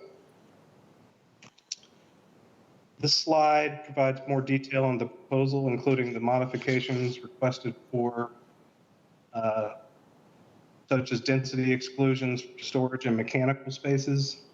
None of these exclusions will contribute to the bulk mass or height of the building and are consistent with past county practice for density calculations. So therefore, staff supports This request reduced parking ratios from 0.9 spaces per unit residential, 0.48 to 0.54 spaces for the hotel, and a compact ratio of 21.5%. And so given the proximity to the metro as well as all the excellent walking and bicycling facilities nearby, staff supports this parking reduction modification. In terms of additional density, the applicant is requesting an additional 74 residential units and 43 hotel units per the zoning ordinance 15.59. And this additional density is being achieved through green building bonus density for LEED Silver for the hotel and LEED Gold for the residential, an affordable housing contribution, open space contributions off-site, and on-site public open spaces with public access easements, removal of the pedestrian bridge over Lee Highway, and again, a capital bike share station. In terms of issues, there are no real outstanding policy issues for the site. Residents from the Potomac Palisades townhomes to the west of the site have requested that 4 above-ground utility poles on the east side of North Oak Street be undergrounded as part of this project or with funds from the county's underground utility fund. Staff has reviewed this request and determined that the poles are not connected to the Marriott property and are located outside of the proposed project limits of disturbance. With respect to the county's underground utility fund and priorities for underground, this location is outside of the 15-year area according to the county's underground utility plan map. And so therefore staff does not support this request. However, staff is open to continue discussions with the community, National Park Service, utility companies, and other stakeholders to evaluate potential solutions and next steps. And then last, a topic that came up several times in the public review process was the potential for pedestrian, bike, and vehicular conflicts at proposed site entrances crossing the Custis Trail, which are identified on this graphic here at the bottom of the slide. Staff will continue to take actions for new signage, striping, or signalization at trail crossing. Mr. There was a Wallace, could you repeat that Mr. Wallace? Could you repeat that last Yes. sentence? You faded out for just a brief time. I think the last sentence or so would be good. If you could repeat Okay, it. So the third bullet on this slide was a topic that came up several times in the public review process, and that was the potential for pedestrian and vehicular conflicts at the proposed site entrances crossing the Custis Trail. And so staff is going to continue to evaluate this, and they may take actions for new signage, striping, or signalizations at these trail crossings if necessary in the future. And in addition, at Planning Commission, there was a recommendation that staff conduct a safety study 1 year after project completion, and staff is supportive of this request. The next subject item for review this evening is the Master Transportation Plan Amendment to add new sections of North Nash and North Meade Streets to the subject property. The 2 new street sections are proposed to be built as part of the site development. The streets will be owned and constructed by the developer as part of the site redevelopment project. However, they will be available for public use via public access easements on the streets. And so this is a depiction of that map amendment here and adding North Nash Street as urban center local street, as well as North Meade Street to the east. The next items are the associated real estate actions, including the ordinance of vacations and the ordinance of encroachments. The associated vacations with the project, there are 2 portions of an easement for public street and utilities purposes recorded in 1972, totaling almost 3,000 square feet. These vacations are necessary to construct the underground garage and above-grade portions of the east residential building. They're not currently utilized for public street and utility purposes, and the applicant will compensate the county for fair market value of portions of these easements. And this is just an exhibit of those vacations. And for the associated encroachments, encroachments of portions of balconies and 4 areas of an easement for public street and utilities purposes recorded in 1972. These are areas of proposed balcony encroachments are 17, 23, 29, and 33 square feet. Each proposed balcony encroachments are between 30 foot and 100 foot above grade. And these encroachments do not interfere with the continued public use of these portions of public street utilities easements. And again, the applicant will compensate the county for fair market value for these encroachments. And here is the exhibit for the encroachments of balconies on the west residential building. So for the public process, I mentioned earlier, had 2 LRPC meetings before starting the SPRC process. We had 3 SPRC meetings that ended in January, 2 Transportation Committee meetings in January and in March. The TC recommended approval of the project by a vote of 9-0 to 1. We attended the Disability Advisory Committee, E2C2, Urban Forestry, and the Housing Commission meeting was canceled on March 12th. The Planning Commission was on March 12th as well. The Planning Commission recommended approval 7-1 for the site plan amendment, with the motion I mentioned earlier to conduct a pedestrian bicycle safety study on the Custis Trail after 1 year of completion, and staff supports this request. They also move that the county board authorize the real estate bureau chief to execute the deed of vacation and all other documents. And there was unanimous support for the MTP amendment and associated real estate actions. So in terms of our conclusions, staff finds the applicant proposal meets the requirements of the zoning ordinance with modifications as requested, and contributes towards meeting the county goals for improved urban streetscapes, transportation networks, public open spaces, and sustainable building design. And the applicant's proposal will provide new residential units, a renovated hotel, new streets and transportation improvements, improve connectivity, quality architecture, and enhance public open spaces at this important gateway to Arlington. And so the county manager recommends that the county board approve the site plan amendment to renovate the existing hotel, 455 units, construction of 3 residential buildings and 451 units, modifications for parking and additional density and others as needed, and approve the amendment to the master transportation plan map to add new sections of North Nash and North Meade Streets to the subject property, North Lee Highway, and enact the ordinance of vacation to vacate 2 portions of an easement for public street utilities purposes, which portions are adjacent to North Fort Myers Drive. In addition, authorize the real estate bureau chief to execute the deed of vacation and any other documents necessary to effectuate the vacation. And last, to enact the ordinance of encroachment to permit the encroachment of portions of balconies over an existing easement for public street utilities purposes. That concludes staff's presentation. Thank you, Mr. Wallace. Now we'll go to the applicant. And we also have virtually, I think.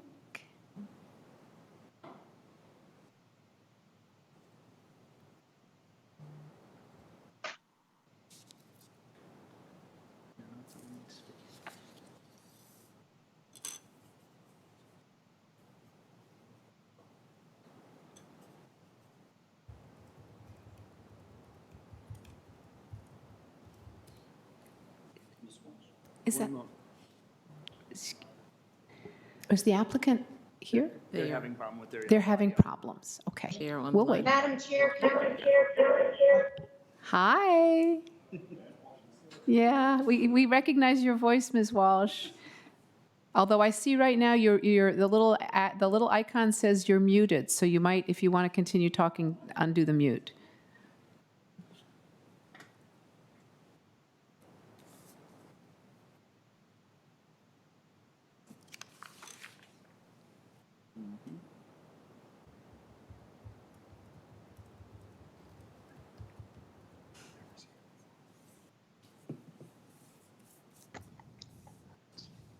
Can you unmute us on the conference?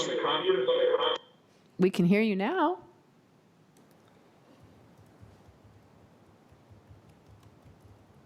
Oh, now we can't. Yeah. They're actively working on it. attempting to communicate. Nan, it's very uncharacteristic of you, but you show being muted.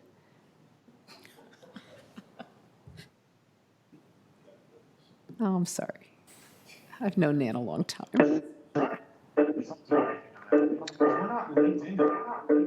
we turn that up? Okay, All right, we're working on it. we're working on it. Should I mute? It's muted. It's muted. It's muted.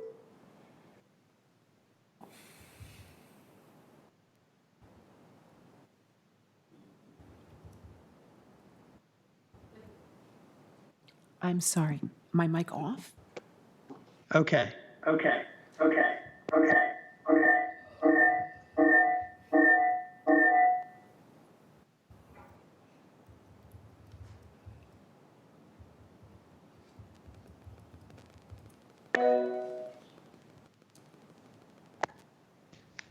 Testing. Hello? Oh, now we're on. Yes, Hello? we can hear you. Hello? Oh, Well, not your speakers. right. Yeah, because I muted those speakers Yeah, but too. are you muted in the app? You're not muted. We hear you. Oh, good. Now we're good? I think so. Oops. It says you're muted again.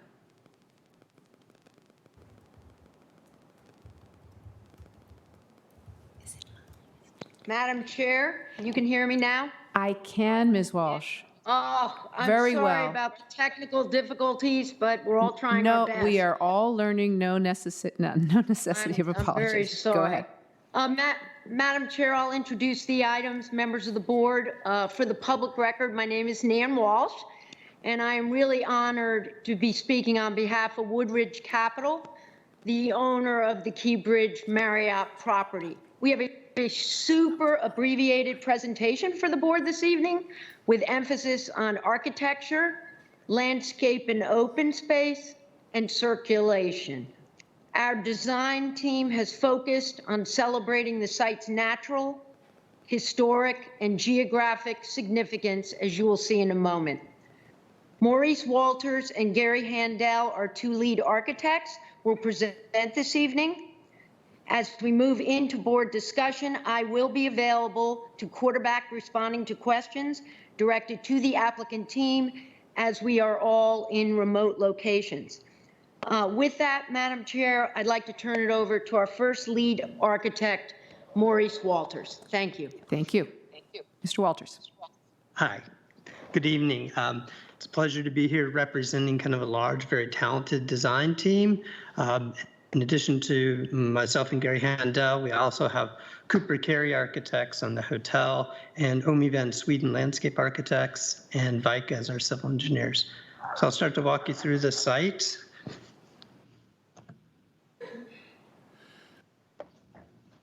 Sorry. Oh, what's going on? We can hear you, but it's not moving. Yeah. Hey, Nick, do you have? Yes. Oh, okay. Here we have a view of the site from the southeast. You can see the three buildings.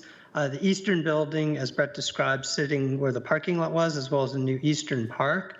Then the hotel is renovated with a new facade. The entrance of the hotel is moved to the south of the building, where you can see it has a connection to Roslyn. And then further to the west, we have the west building that's built on top of the garage that Brett had shown. Okay, moving over the Key Bridge. Again, you can see the same three buildings, but now you're starting to see, importantly, the one of the most important aspects of the project, the Esplanade, which is this public space out here on the north side that will really form a strong connection to nature for the project, as well as a really nice public amenity to the project. The landscape, Omi Van Sweden has done this really nice job of kind of conceiving it based on kind of where it occurs geologically three zones, the coastal plain, the fall zone, and the Piedmont.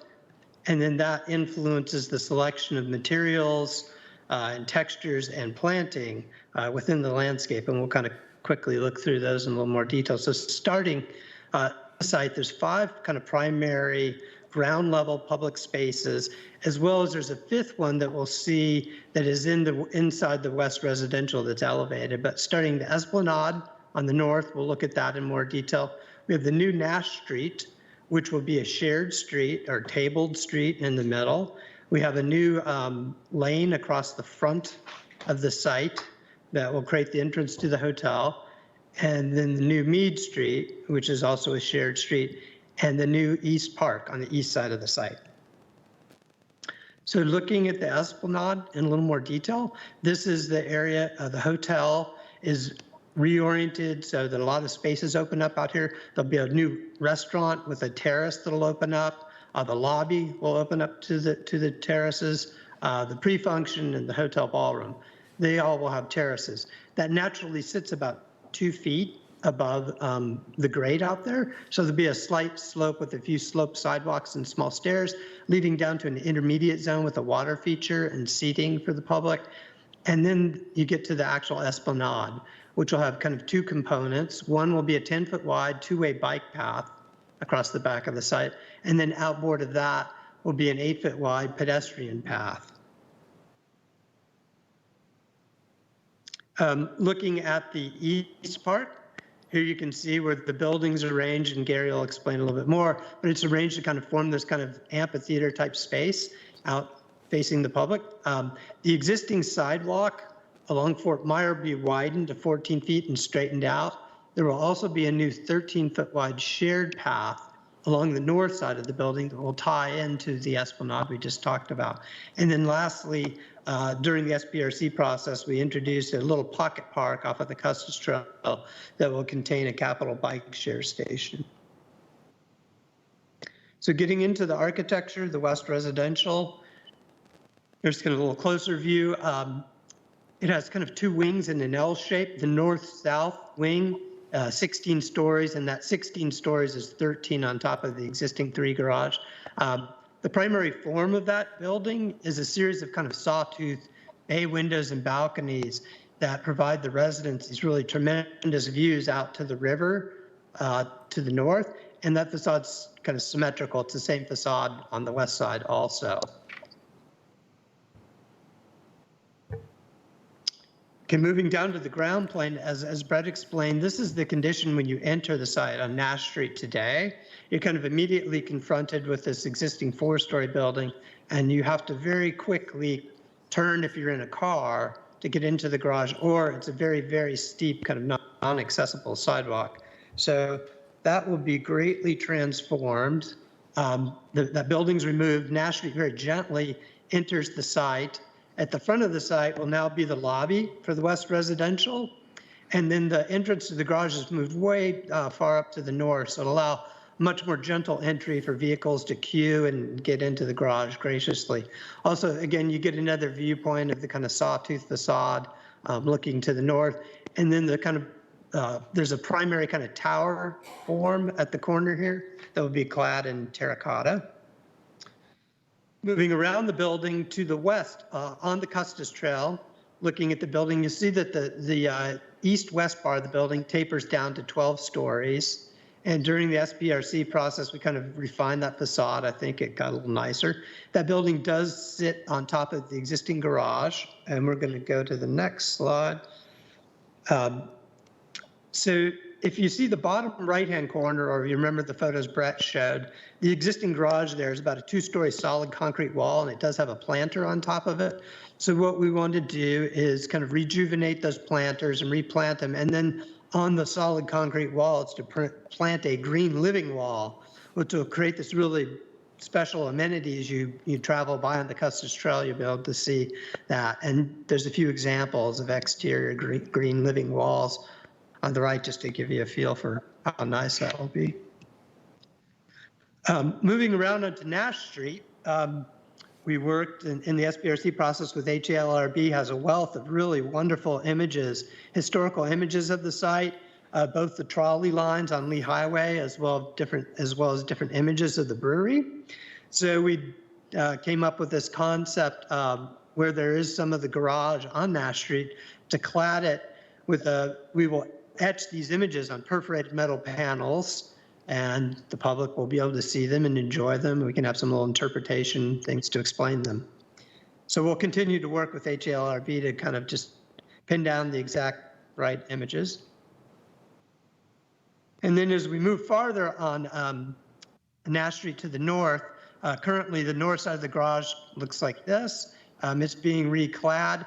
And then we're introducing kind of a monumental stair that will lead you up to the overlook. And the overlook is another feature that was evolved during the SBRC process. So that'll allow you, I talked about the 5 kind of at-grade public spaces. This will allow you to get up in the air and enjoy the views over the Colonial Branch Stream Valley. There also will be accessible access through an elevator within the garage, as well as an additional stair. Actually, here's the plans of that. So to detail the north end, we have that that new stair here, and then we go up to the public level.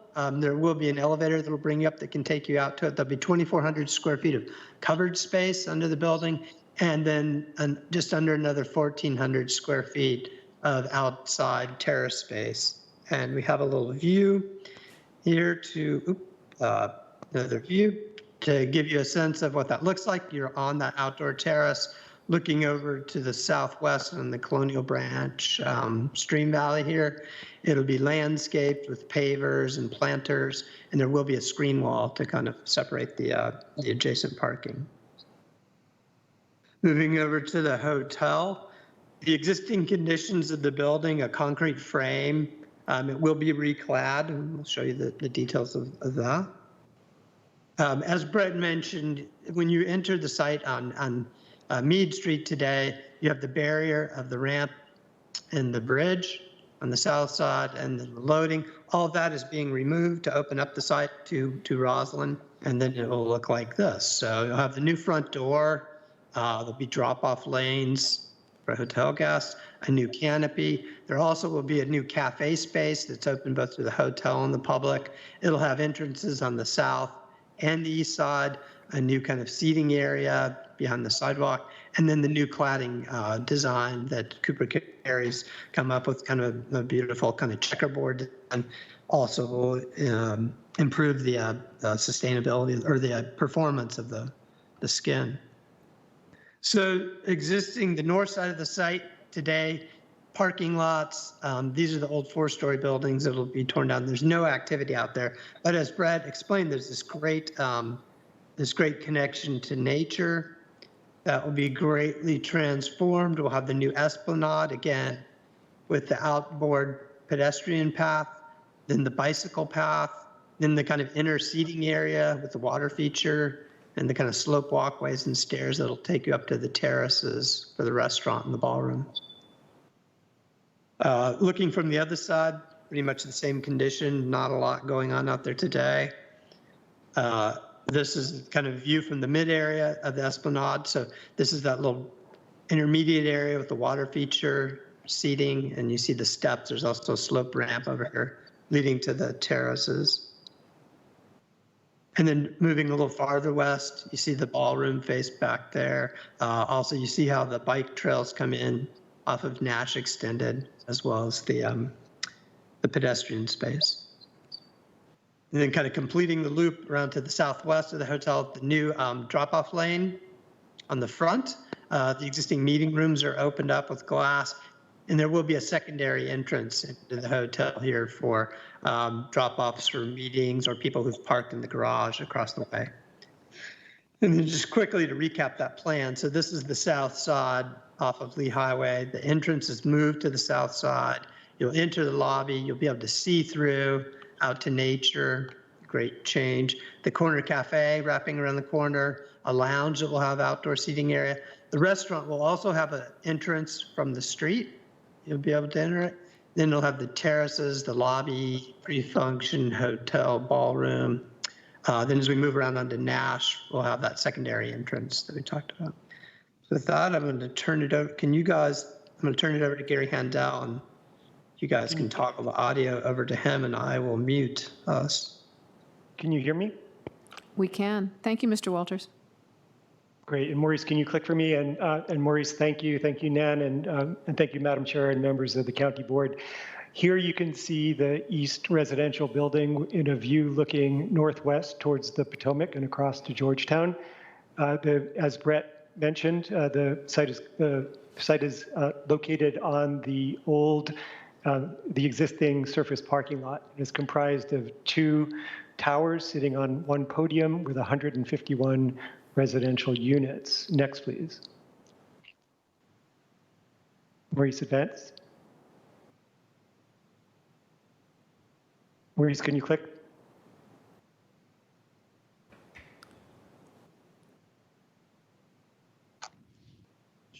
Sorry, Gary, we've got a little delay here. Okay. It seems to be freezing.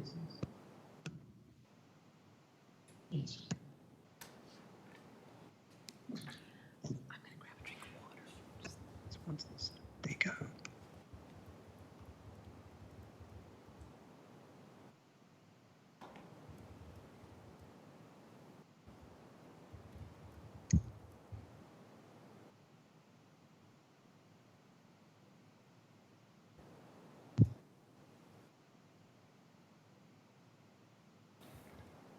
Great, thank you.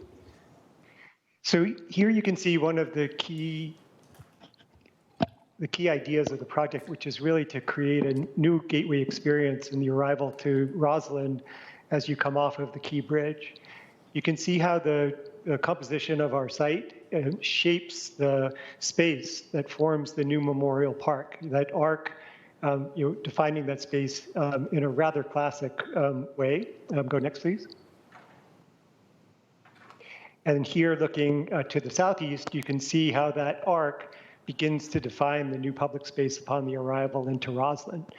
The idea was to transform that rather classic idea into something new, with the idea of introducing the idea. Go next, please, Maurice.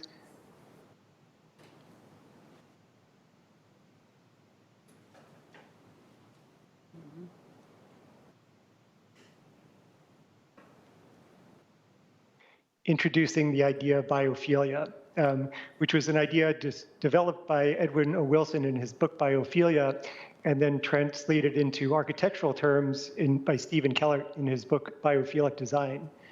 And so Kellert stated, natural shapes and forms are often sinuous, flowing, and adaptive in responding to forces and pressures found in nature. And you can see, looking up at our building, the undulating balconies, and the interplay created between the balconies and the glazing. Go next. And then again from Kellert, people nonetheless generally prefer designs that resemble the tendency of organic forms to resist hard mechanical edges, straight lines, and angles. And here you can see, as we're looking in North Mead towards the highway, the contrast between the curving, sinuous lines of the residential building contrasted with the reclad hotel by Cooper Carry, looking up North Mead to Fort Myers. Go next.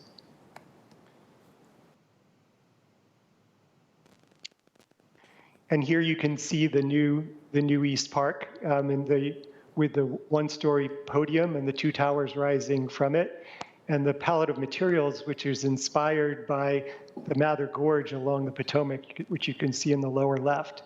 So the color palette of the blues, the soft grays, and the earth tones is reflected in our building, in the color of the mullions, in the light gray precast concrete, in oak, which is used for the soffits, which you can barely see under the first floor podium, and a limestone, which will be cladding the ground floor podium. And you see that as part of to define a portion of Memorial Circle.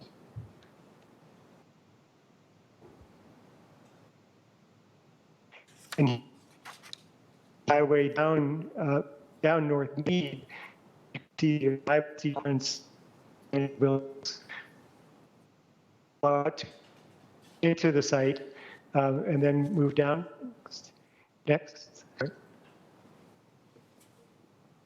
and then the entrance lobby to the two residential buildings, which is a transparent connection which takes you from North Mead through to the East Park. And you can actually see the greenery on the other side there, the greenery draping down from the second floor terrace, and the wood soffit, which translates from inside to out. And go next. And how our building integrates with the OVS landscape plan. You can see North Mead, the East Park, the ground floor of our project with the entry lobby, which we just looked at, the residential amenity spaces, some units, and then the service areas, and as we connect to the Esplanade. And go next. And then the second floor plan showing the roof over the podium, which is extensively landscaped.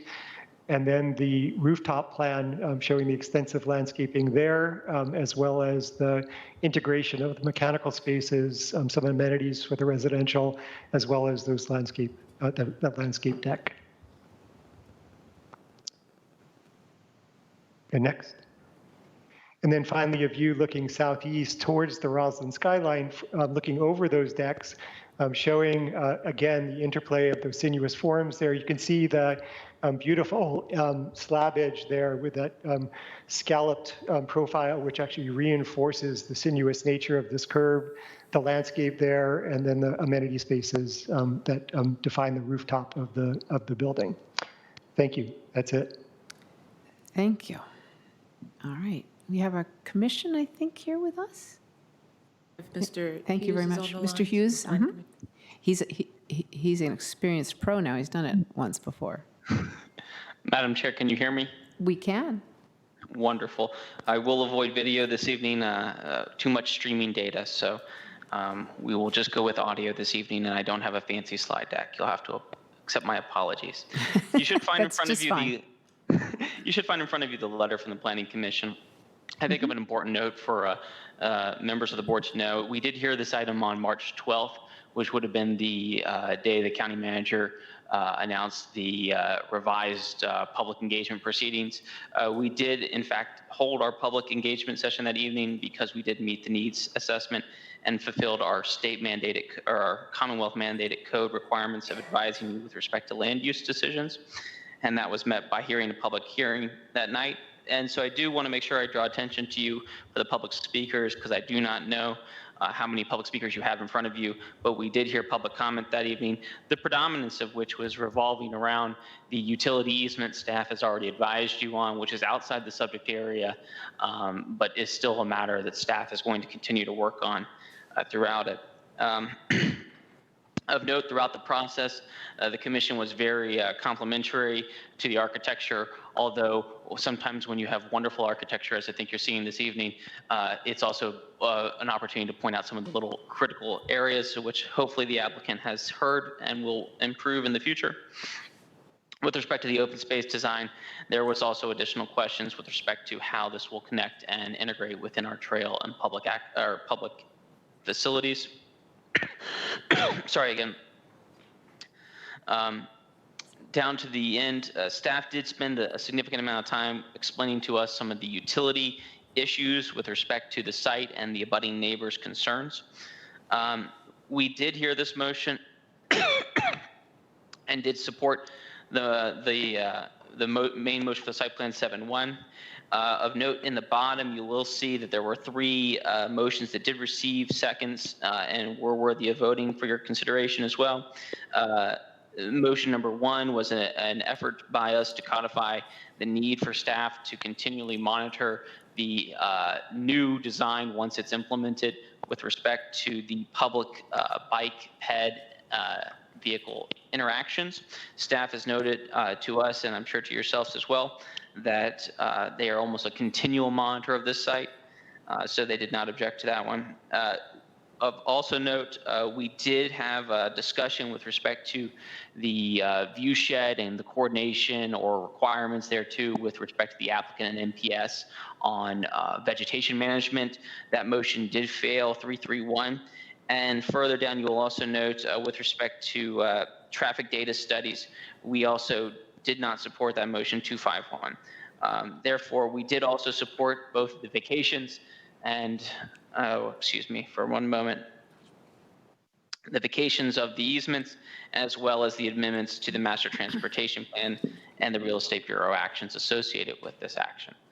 I will be available on headset should you have any questions about our deliberations or the process we had.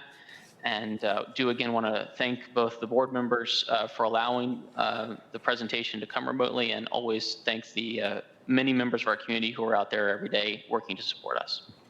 Thank you, Mr. Hughes. We did hear from the Park and Rec Commission, generally supportive, but had some questions about planned landscaping and wanted to make sure they used native species. I don't believe the Parks and Rec Commission is here. And we also heard from the Housing Commission, which is supportive of the project. Do we have any speakers, Madam Clerk? Yes, we do. Would you call those, please? Yes, our first speaker is Jim Hurst, followed by Scott Goodwin. This corporate welfare giveaway, AKA Welfare for the Marriotts, follows the corporate Democrat County Board's Welfare for Nonprofit WETA, AKA Welfare for the Rockefellers, approval on Saturday, consent agenda item 31. The Marriott Corporation is a $23 billion multinational hotel resort residential housing corporation that does not need gimmies and giveaways from Arlington's corporate Democrats. Specifically, Marriott does not need bonus density for a new energy inefficient hotel. It's outrageous, Mr. Dorsey, that Marriott's low-wage hospitality workers won't be able to live in AHIV subsidized so-called affordable housing, either on-site or off-site. Again, no workforce housing. Not only will already congested streets, sidewalks, and plazas in Roslyn be repurposed for recreation, but so will public land owned by the National Park Service in the Potomac Estuary. There is no contribution by Marriott for schools and field sports facilities. Paved open spaces on the redeveloped site will be jammed with residents, except for the usual biophylitic open spaces, butterfly gardens. Moreover, the traffic impacts of 3 important pipeline developments were excluded from the Marriott Traffic Impact Analysis, TIA, Roslyn Gateway, Roslyn Plaza, and the Ames Center at 1820 Fort Myer Drive. These 3 developments could easily triple the amount of traffic at Lee Highway and Fort Myer Drive, an intersection that the TIA says is already operating at level of service F. Roslyn developers refuse to scale back the amount of built parking, even though county staff recommends doing just that. These developers evidently believe they can't market their luxury condos unless they provide at least 1 parking space per unit, and they do.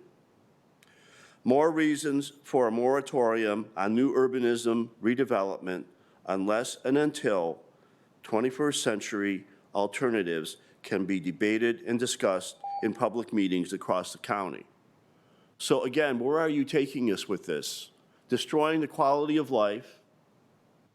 How many trees are going to be cut down for this? How much is going to be repurposed in the Potomac Estuary, Roosevelt Island, Roach's Run, repurposed from wildlife refuges and monuments to sports and recreation infrastructure? When does this end? Does it ever end? Thank you, Mr. Hurst. Our next and final speaker is Scott Goodwin.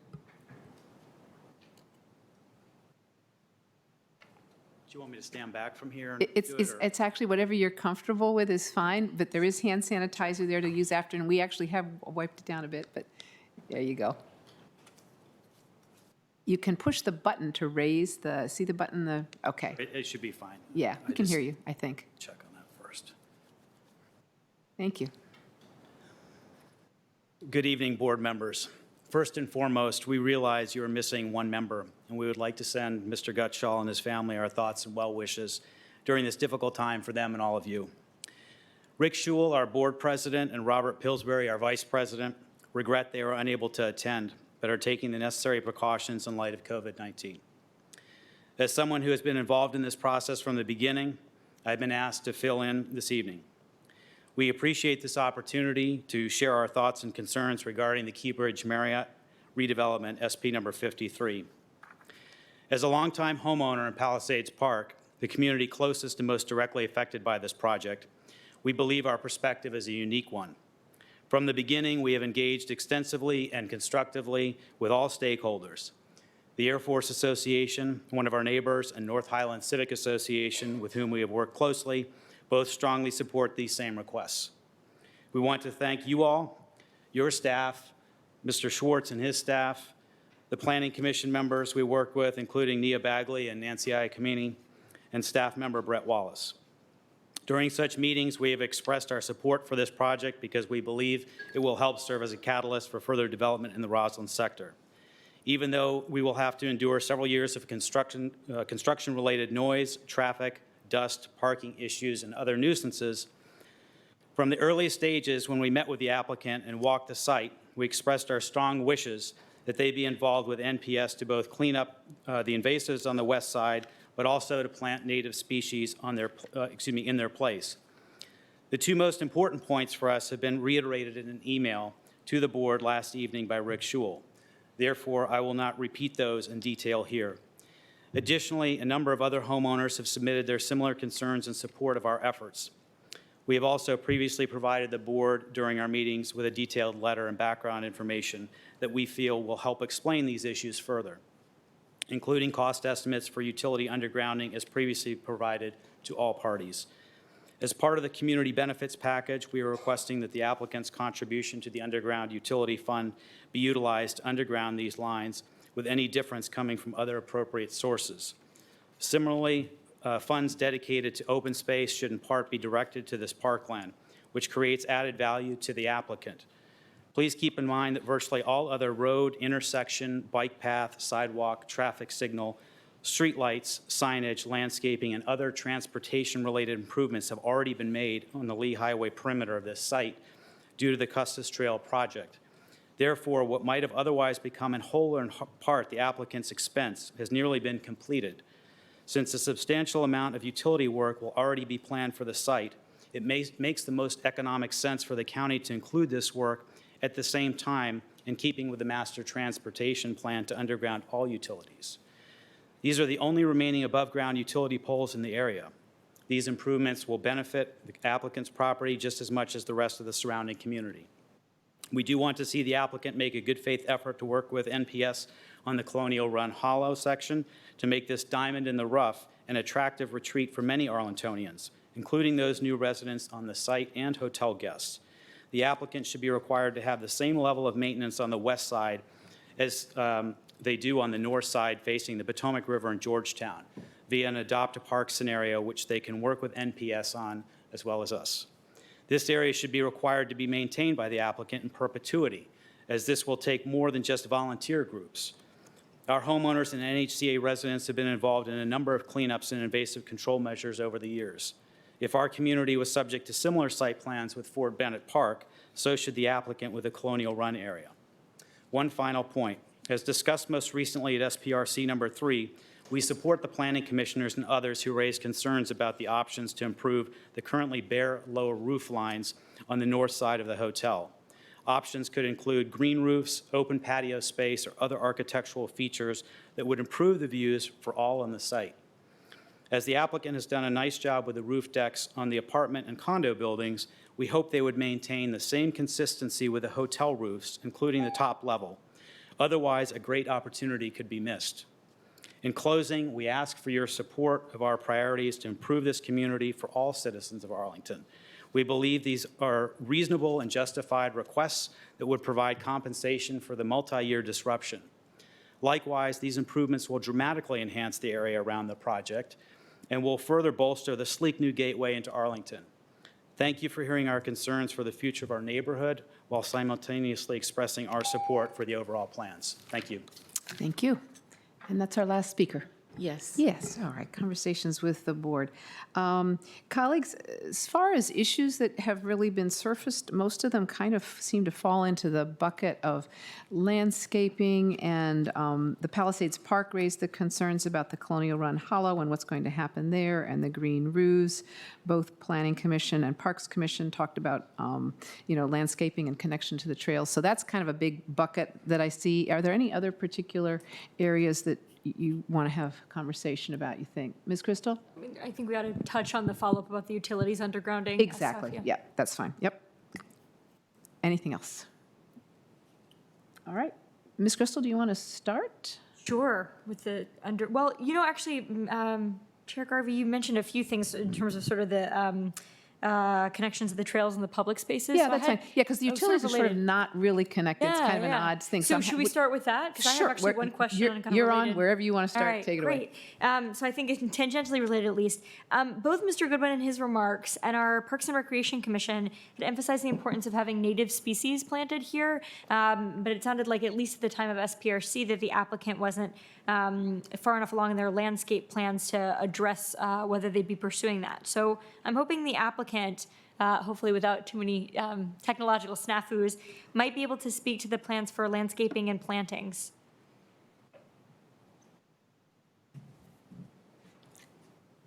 And we will pause while we get connected. Okay. This is Maurice. Mr. Walters? Yeah? Our landscape architects have developed a plan of native species, so we can bring them in to talk about it in more detail, but we do have a plan where they're using native species. Okay. Excellent. Okay. Yeah, that's good. I think that's fine. I suspect when you're saying you could bring them in, that would require a separate phone call. So I'm not going to ask you to do that. Glad to hear that they're natives, and I imagine post-approval process might be an opportunity too for you to talk a little further with our urban natural resources staff, if appropriate. All right. And if I could follow up a little bit, somewhat connected was the issue raised about the roofs on the north side. Some of the roofs are green roofs and some are not. Have you got any thoughts on the hotel roofs of possibly making those a little more green roofs as well? The design team has been looking at that. One of the big concerns is the main portion of that space is the ballroom, and it has very long spans. So they're continuing to work on it to see if we can get there, but we don't have anything at this time. So the issue is weight? Weight on the roof? Yes. I'm guessing? Okay, Yes. thank you. Maybe a few nicely interspersed light plants could work, thank you. Anything else on this general area? Would you like to talk a little bit about connection that you are thinking about making with the Colonial Run Hollow? I assume you see that over time as sort of being really an integral part of your site there, although it's, I think, National Park Service, if I'm remembering correctly.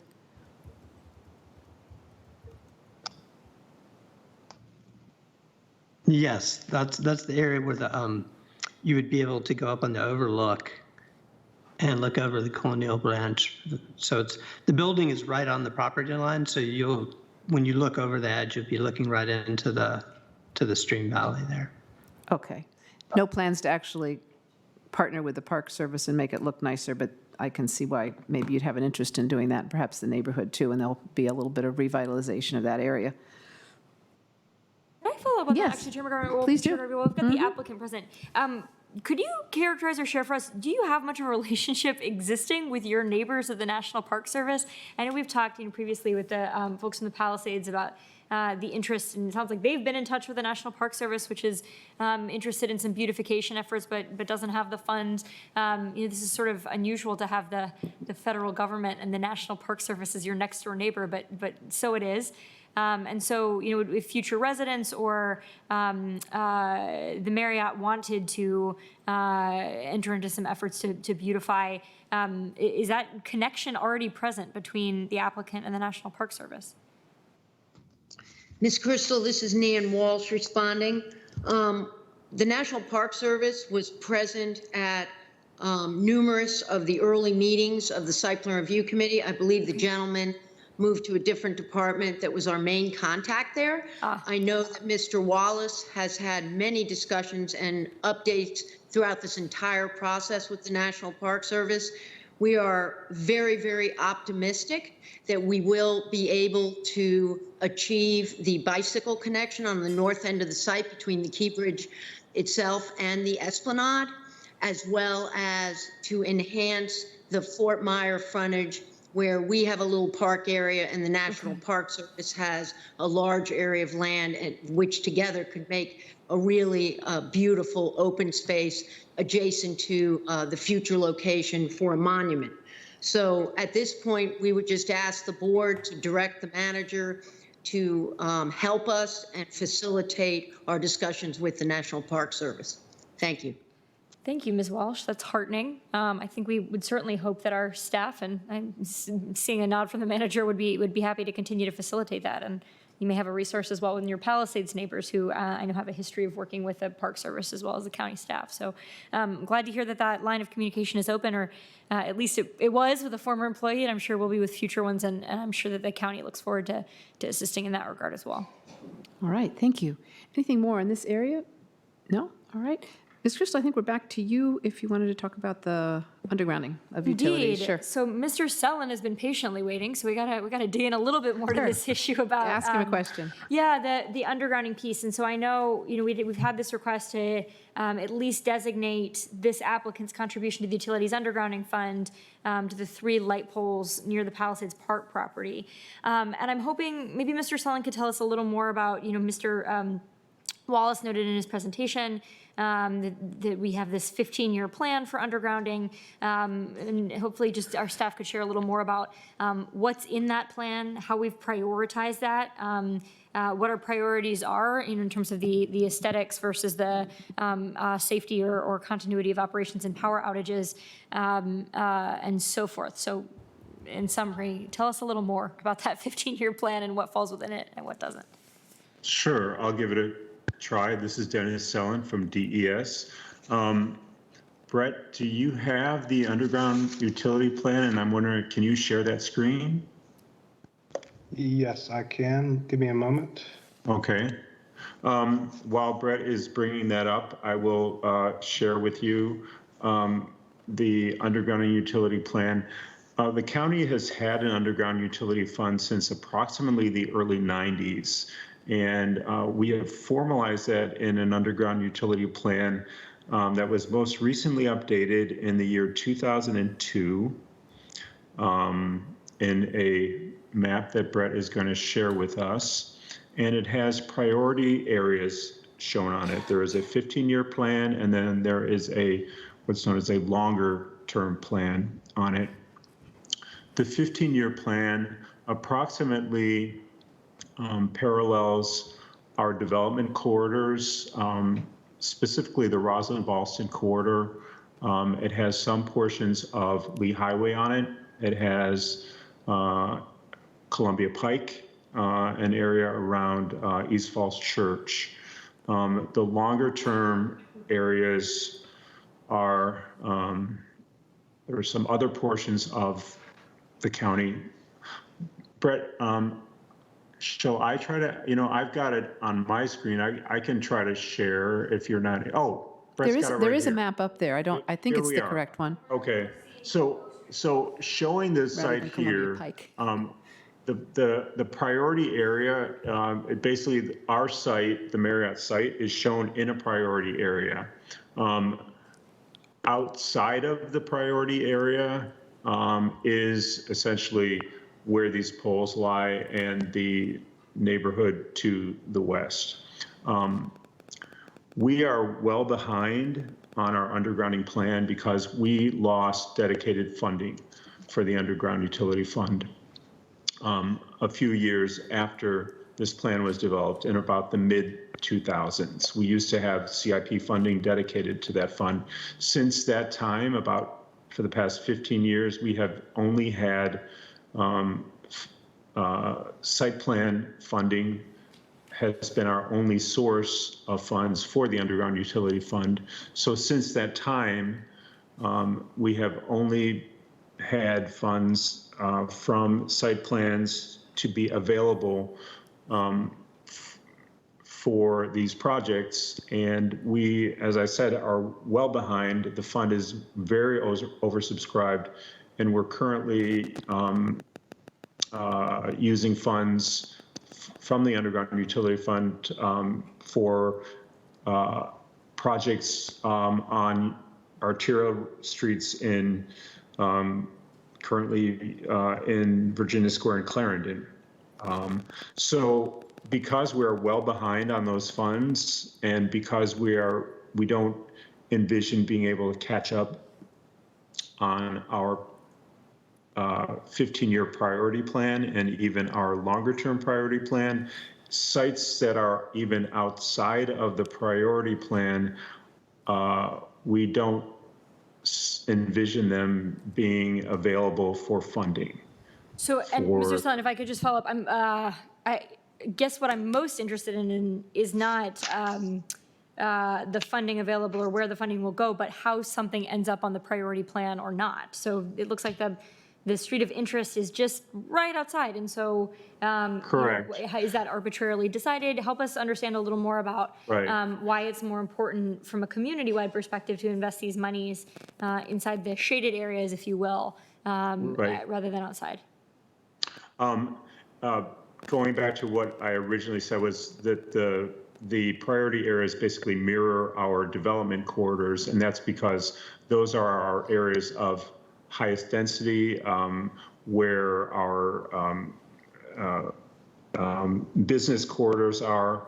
And so those are areas in which we have greater demand for undergrounding of utilities, and areas in which, should utilities fail, there is a lot more demand for the undergrounding of the utilities, and a lot more value in undergrounding the utilities. And so we have carved out those portions of the county as being in greater demand for the undergrounding. Okay, and so when you say demand, you mean in terms of the demand on, for example, the power supply? Correct. Okay, so it's not about the demand because it aesthetically looks better when we underground utilities? Correct. Okay, and so when we look at areas or utilities just outside, it may be the same issue about power supply versus aesthetics, but they serve fewer individuals, whether those people are working at an office in Arlington or living in Arlington. Correct. Okay. I appreciate that. I'm going to reflect on a little bit. If others have more questions, I might have one or two in follow-up. Okay. Any other questions? Mr. DeFranci. So I think just in conversations and consultation, the strict, I sort of reverted to the legal nexus between the site and the utilities, and as far as I was able to understand and talking with the county attorney, we don't have that strict legal nexus. So that puts us in a category, and I really appreciate, Mr. Goodwin, your comments of what, we've got the different criteria for the utility fund as a whole. But I guess I'd be curious, and I don't know if Mr. Sellon, you're able to say how far out, sort of what our backlog is in terms of time, in terms of years, if you have any sense at the moment with respect to the priority areas in the utilities map as a whole. Well, these are actually two different issues. So the nexus issue is really one that would be related to the site plan itself. And the fact that there is no undergrounding of utilities taking place with the site plan is the reason why that we do not see a nexus between this project and these utilities, plus the fact that they are physically located at quite a distance from the site itself. So that's one thing. With respect to the underground utility fund, the fund, that plan was established in 2002. And so we had a 15-year plan. So that would bring us up to 17. And I can only say that we are nowhere near completing that 15-year plan, and we're 3 years beyond that. And that's the best that I can give to you right now. If we were to zoom this map out, it would basically be the Roslyn-Ballston corridor, portions of Lee Highway, portions of the major portion of Columbia Pike, and areas around East Falls Church Metro Station. And I can assure you that there are major portions of all of those areas that have not been undergrounded yet. Sure, thanks. I appreciate you separating the two issues out and then also giving a little time context. That works. Thanks very much. Well, it's clear to me that if we want to underground utilities here or elsewhere, we're going to have to figure out a different way to do it. Mr. Goodwin, you came in before, and when I met with folks from Palisades Park, I was ready to say, well, we'll figure out a way to make it work, and I thought we would, but the world has changed since then, so I'm not quite so sanguine that we'll be able to do it soon, but I would really like to be able to. But I think it's not part of this project. It would have to be done a different way. Ms. Crystal? Yeah, well, just speaking of different ways, I was heartened, hearing from the Palisades neighbors and interest in if there's some potential cost sharing between the county and the neighbors to make something that might not be feasible on either side feasible if we partnered. To that end, I don't think we're going to figure that out as the county board, but I was heartened to hear, at least in passing, Mr. Wallace, you mentioned, that staff is happy to continue to work with these neighbors or others who might be interested in pursuing avenues. So I just glad to hear that, and I think that's, for my part anyway, where I think it makes sense to leave it. We do have criteria. It's always tough when you set criteria and someone's just on the bubble, and that is the case geographically here. But appreciate. Oh, and I think our manager maybe wants to say something as well about the opportunity. Thank you. Yeah, so, Madam Chair, and I see Mr. Goodwin is here. I had the opportunity, I think it actually may have been the last meeting I've had with residents before we all went into essentially a lockdown. Met with Mr. Goodwin, and he had one of his neighbors, and I forget who it was on the phone with us. And what I committed to do, and I think it's the least that we can do, I don't know what more we can do, was to literally get all the parties who are involved together on site, which would include not just the National Park Service, which I think we have an excellent relationship with the current superintendent, but I think is it the Air Force Association that's across the way, the neighbors at the Palisades, also the applicant, and the Roslyn bid, and any other stakeholders that we could, and especially Dominion and Verizon. We've actually sent staff out to sample the wood on the poles to make sure that we know who is the owner of the poles. We think that the 4 poles are actually on National Park Service property, so that raises another interesting question about even if we were able to come up with the funds, we might have to reach an arrangement with the National Park Service. The point was that we need to go out to the site. It may be, I'm convinced that 10 or 15 years from now, at some point, the utilities will figure a different way to deliver power to that part, and maybe we could have a conversation with them. You know how difficult it can be at times to get the attention of Dominion and Verizon about a specific pole, but we will do our best, and I committed to Mr. Goodwin to do that. That was before the end of times, but we will see what we can do with our efforts. So we're committed to working on that, and I'm optimistic that something will happen. I just don't know what it is and when. Thank you, Mr. Manager. Yeah, I think that's where we're going to leave it. If the world hadn't changed, we'd be more optimistic, and I think we will get there because it sounds like everybody wants to. I love your idea of bringing all of those different groups together. Maybe something can work out. All right, any other particular issues or questions? Mr. Dorsey, would you like to make a motion, and we'll Sure, Madam Chair. Thank you. So I'll move that the county board approve the county manager's recommendations for item 39, which are generally described as the Keybridge Marriott Hotel site. And the board reports for these items are dated March 21st, 2020, and that's for item 39A and B, and also March 13th, 2020 for item 39C and D. And all of those combine and generally do the following: to amend site plan number 53 to renovate the existing hotel with 445 rooms approximately and construct 3 new residential buildings with 451 units approximately, and also the modifications necessary to achieve the development at 1401 Lee Highway.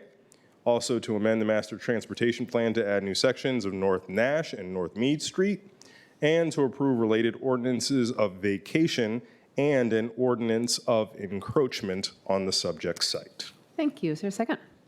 All right, motion's been made and seconded. Mr. Dorsey, would you like to speak to your motion? I'll say briefly, when we look at this particular project, I think that the Planning Commission's review and their letter, really kind of said it all, while there are certain ways in which we can look at things that we might want to see improve, and hopefully will, as this project moves further into going from concept to reality. This is really a very good use of the allowable density on site. The modifications that we're being asked to approve tonight are appropriate given what is proposed. We see some significant improvements, and this will be an overall, I believe, helpful addition to the Roslyn neighborhood. And I'll just keep my comments very brief for tonight. I think it's a good project, and the associated issues with utility undergrounding can happen on a different track, but we appreciate Mr. Goodwin and the Palisades neighbors for raising them as part of this consideration. Thank you. Thank you. Any other comments? Yes, Mr. DeFranti. Just wanted to make sure that earlier we talked about directing the manager, if you would, to working with the National Park Service and staff on that area. I think I just wanted to reiterate that. And then as we were searching through at the end of those comments, getting everybody in the same room, given that the world has changed, seems like a key way to move that forward. Thanks. Or on the same sidewalk, as the case may be. All right. Thank you all very much. It's beautiful. Mr. Goodwin, thank you for coming. And we will pass on your regards to Mr. Gutschall. He really, if people want to send him notes and emails, he really appreciates those, I know. So thank you.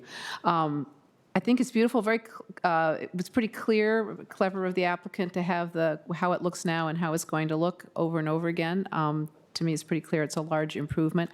I really also want to just thank the Palisades Park folks and Mr. Goodwin for coming in, because you've all raised all of these associated issues with right around it and really focused attention on it. And I think it will make the project better and focus our attention on what we can do to kind of spread it out and make it more available to everybody and improve the area in general, which without your attention might not tend to happen as much, so or as fast. And I think that's really helpful. So thank you. All right, I think we're set. All in favor, please say aye. Aye. Motion passes 4-0. Thank you very much. And then, Madam Clerk, I believe we have one item of new business to come before the board. Yes, Madam Chair. We have the ordinance, continuity of operations ordinance. Yes, a continuity of operations ordinance. Thank you. And I guess, Mr. Schwartz, I really should ask our attorney to discuss this, if he would. But he doesn't have a microphone. All right. Sorry. Madam Chair, ever so briefly, with the advent of the COVID-19 and the emergency that it's created for the county, there are certain powers the county can invoke. One of them is, of course, the declaration of a local emergency, riding on the governor's declaration of emergency. Gives us some enhanced ability to deal with these situations. There are also abilities to change the way public meetings are convened and conducted. It gives the board a greater ability to avoid being out in the public and exposing themselves, as well as staff and applicants and others who come before the board, to the virus. And this ordinance will give you that ability as the board, as well as your board-appointed boards and commissions. You'll be able to conduct necessary business without being out in the public. Thank you. And I think it might also help our school board colleagues. This is just part of this whole pandemic has made it so clear how arcane some of our regulations and laws are, and they haven't caught up with the technology we have, nor with how we have to deal with the pandemic. So this is just to try and give us a little bit of flexibility until the legislature and others catch up. Any comments or at the point? No, this Madam point? Chair, I Yeah, was just no, going to Ms. add, I Crystal. think, important to emphasize that as we do engage virtually, and I know our community is going to support us in doing so that we can take the same precautions we're urging of them, the provisions for public listening in at least will continue to apply. And so in a community that values public engagement and attentiveness to government proceedings and input and feedback as much as ours does, I know that that desire won't change, even if the methods by which we are convening do. Right, thank you. All right, I will go ahead myself, I think, and move that the county board adopt on an emergency basis the ordinance presented. Does it have a date, Mr. McIsaac? Let me see. Today's date, all right, prepared today, that's true. March 24th, thank you. For modifications of public meeting procedures to address continuity of operations during the COVID-19 pandemic disaster. Is there a second? Motion's been moved and seconded. Any further discussion? Thank you very much for pulling this together, Mr. McIsaac, pretty quickly. Thank you. Everybody's working really very hard and very quickly. And with that, I will call for the vote. All in favor, please say aye. Aye. Motion passes 4-0. Is there anything more to come before the board, Madam Clerk? No, ma'am. No. All right. With that, we are concluded. Everybody, stay safe, stay well, 6 feet apart. Take care. Thank you.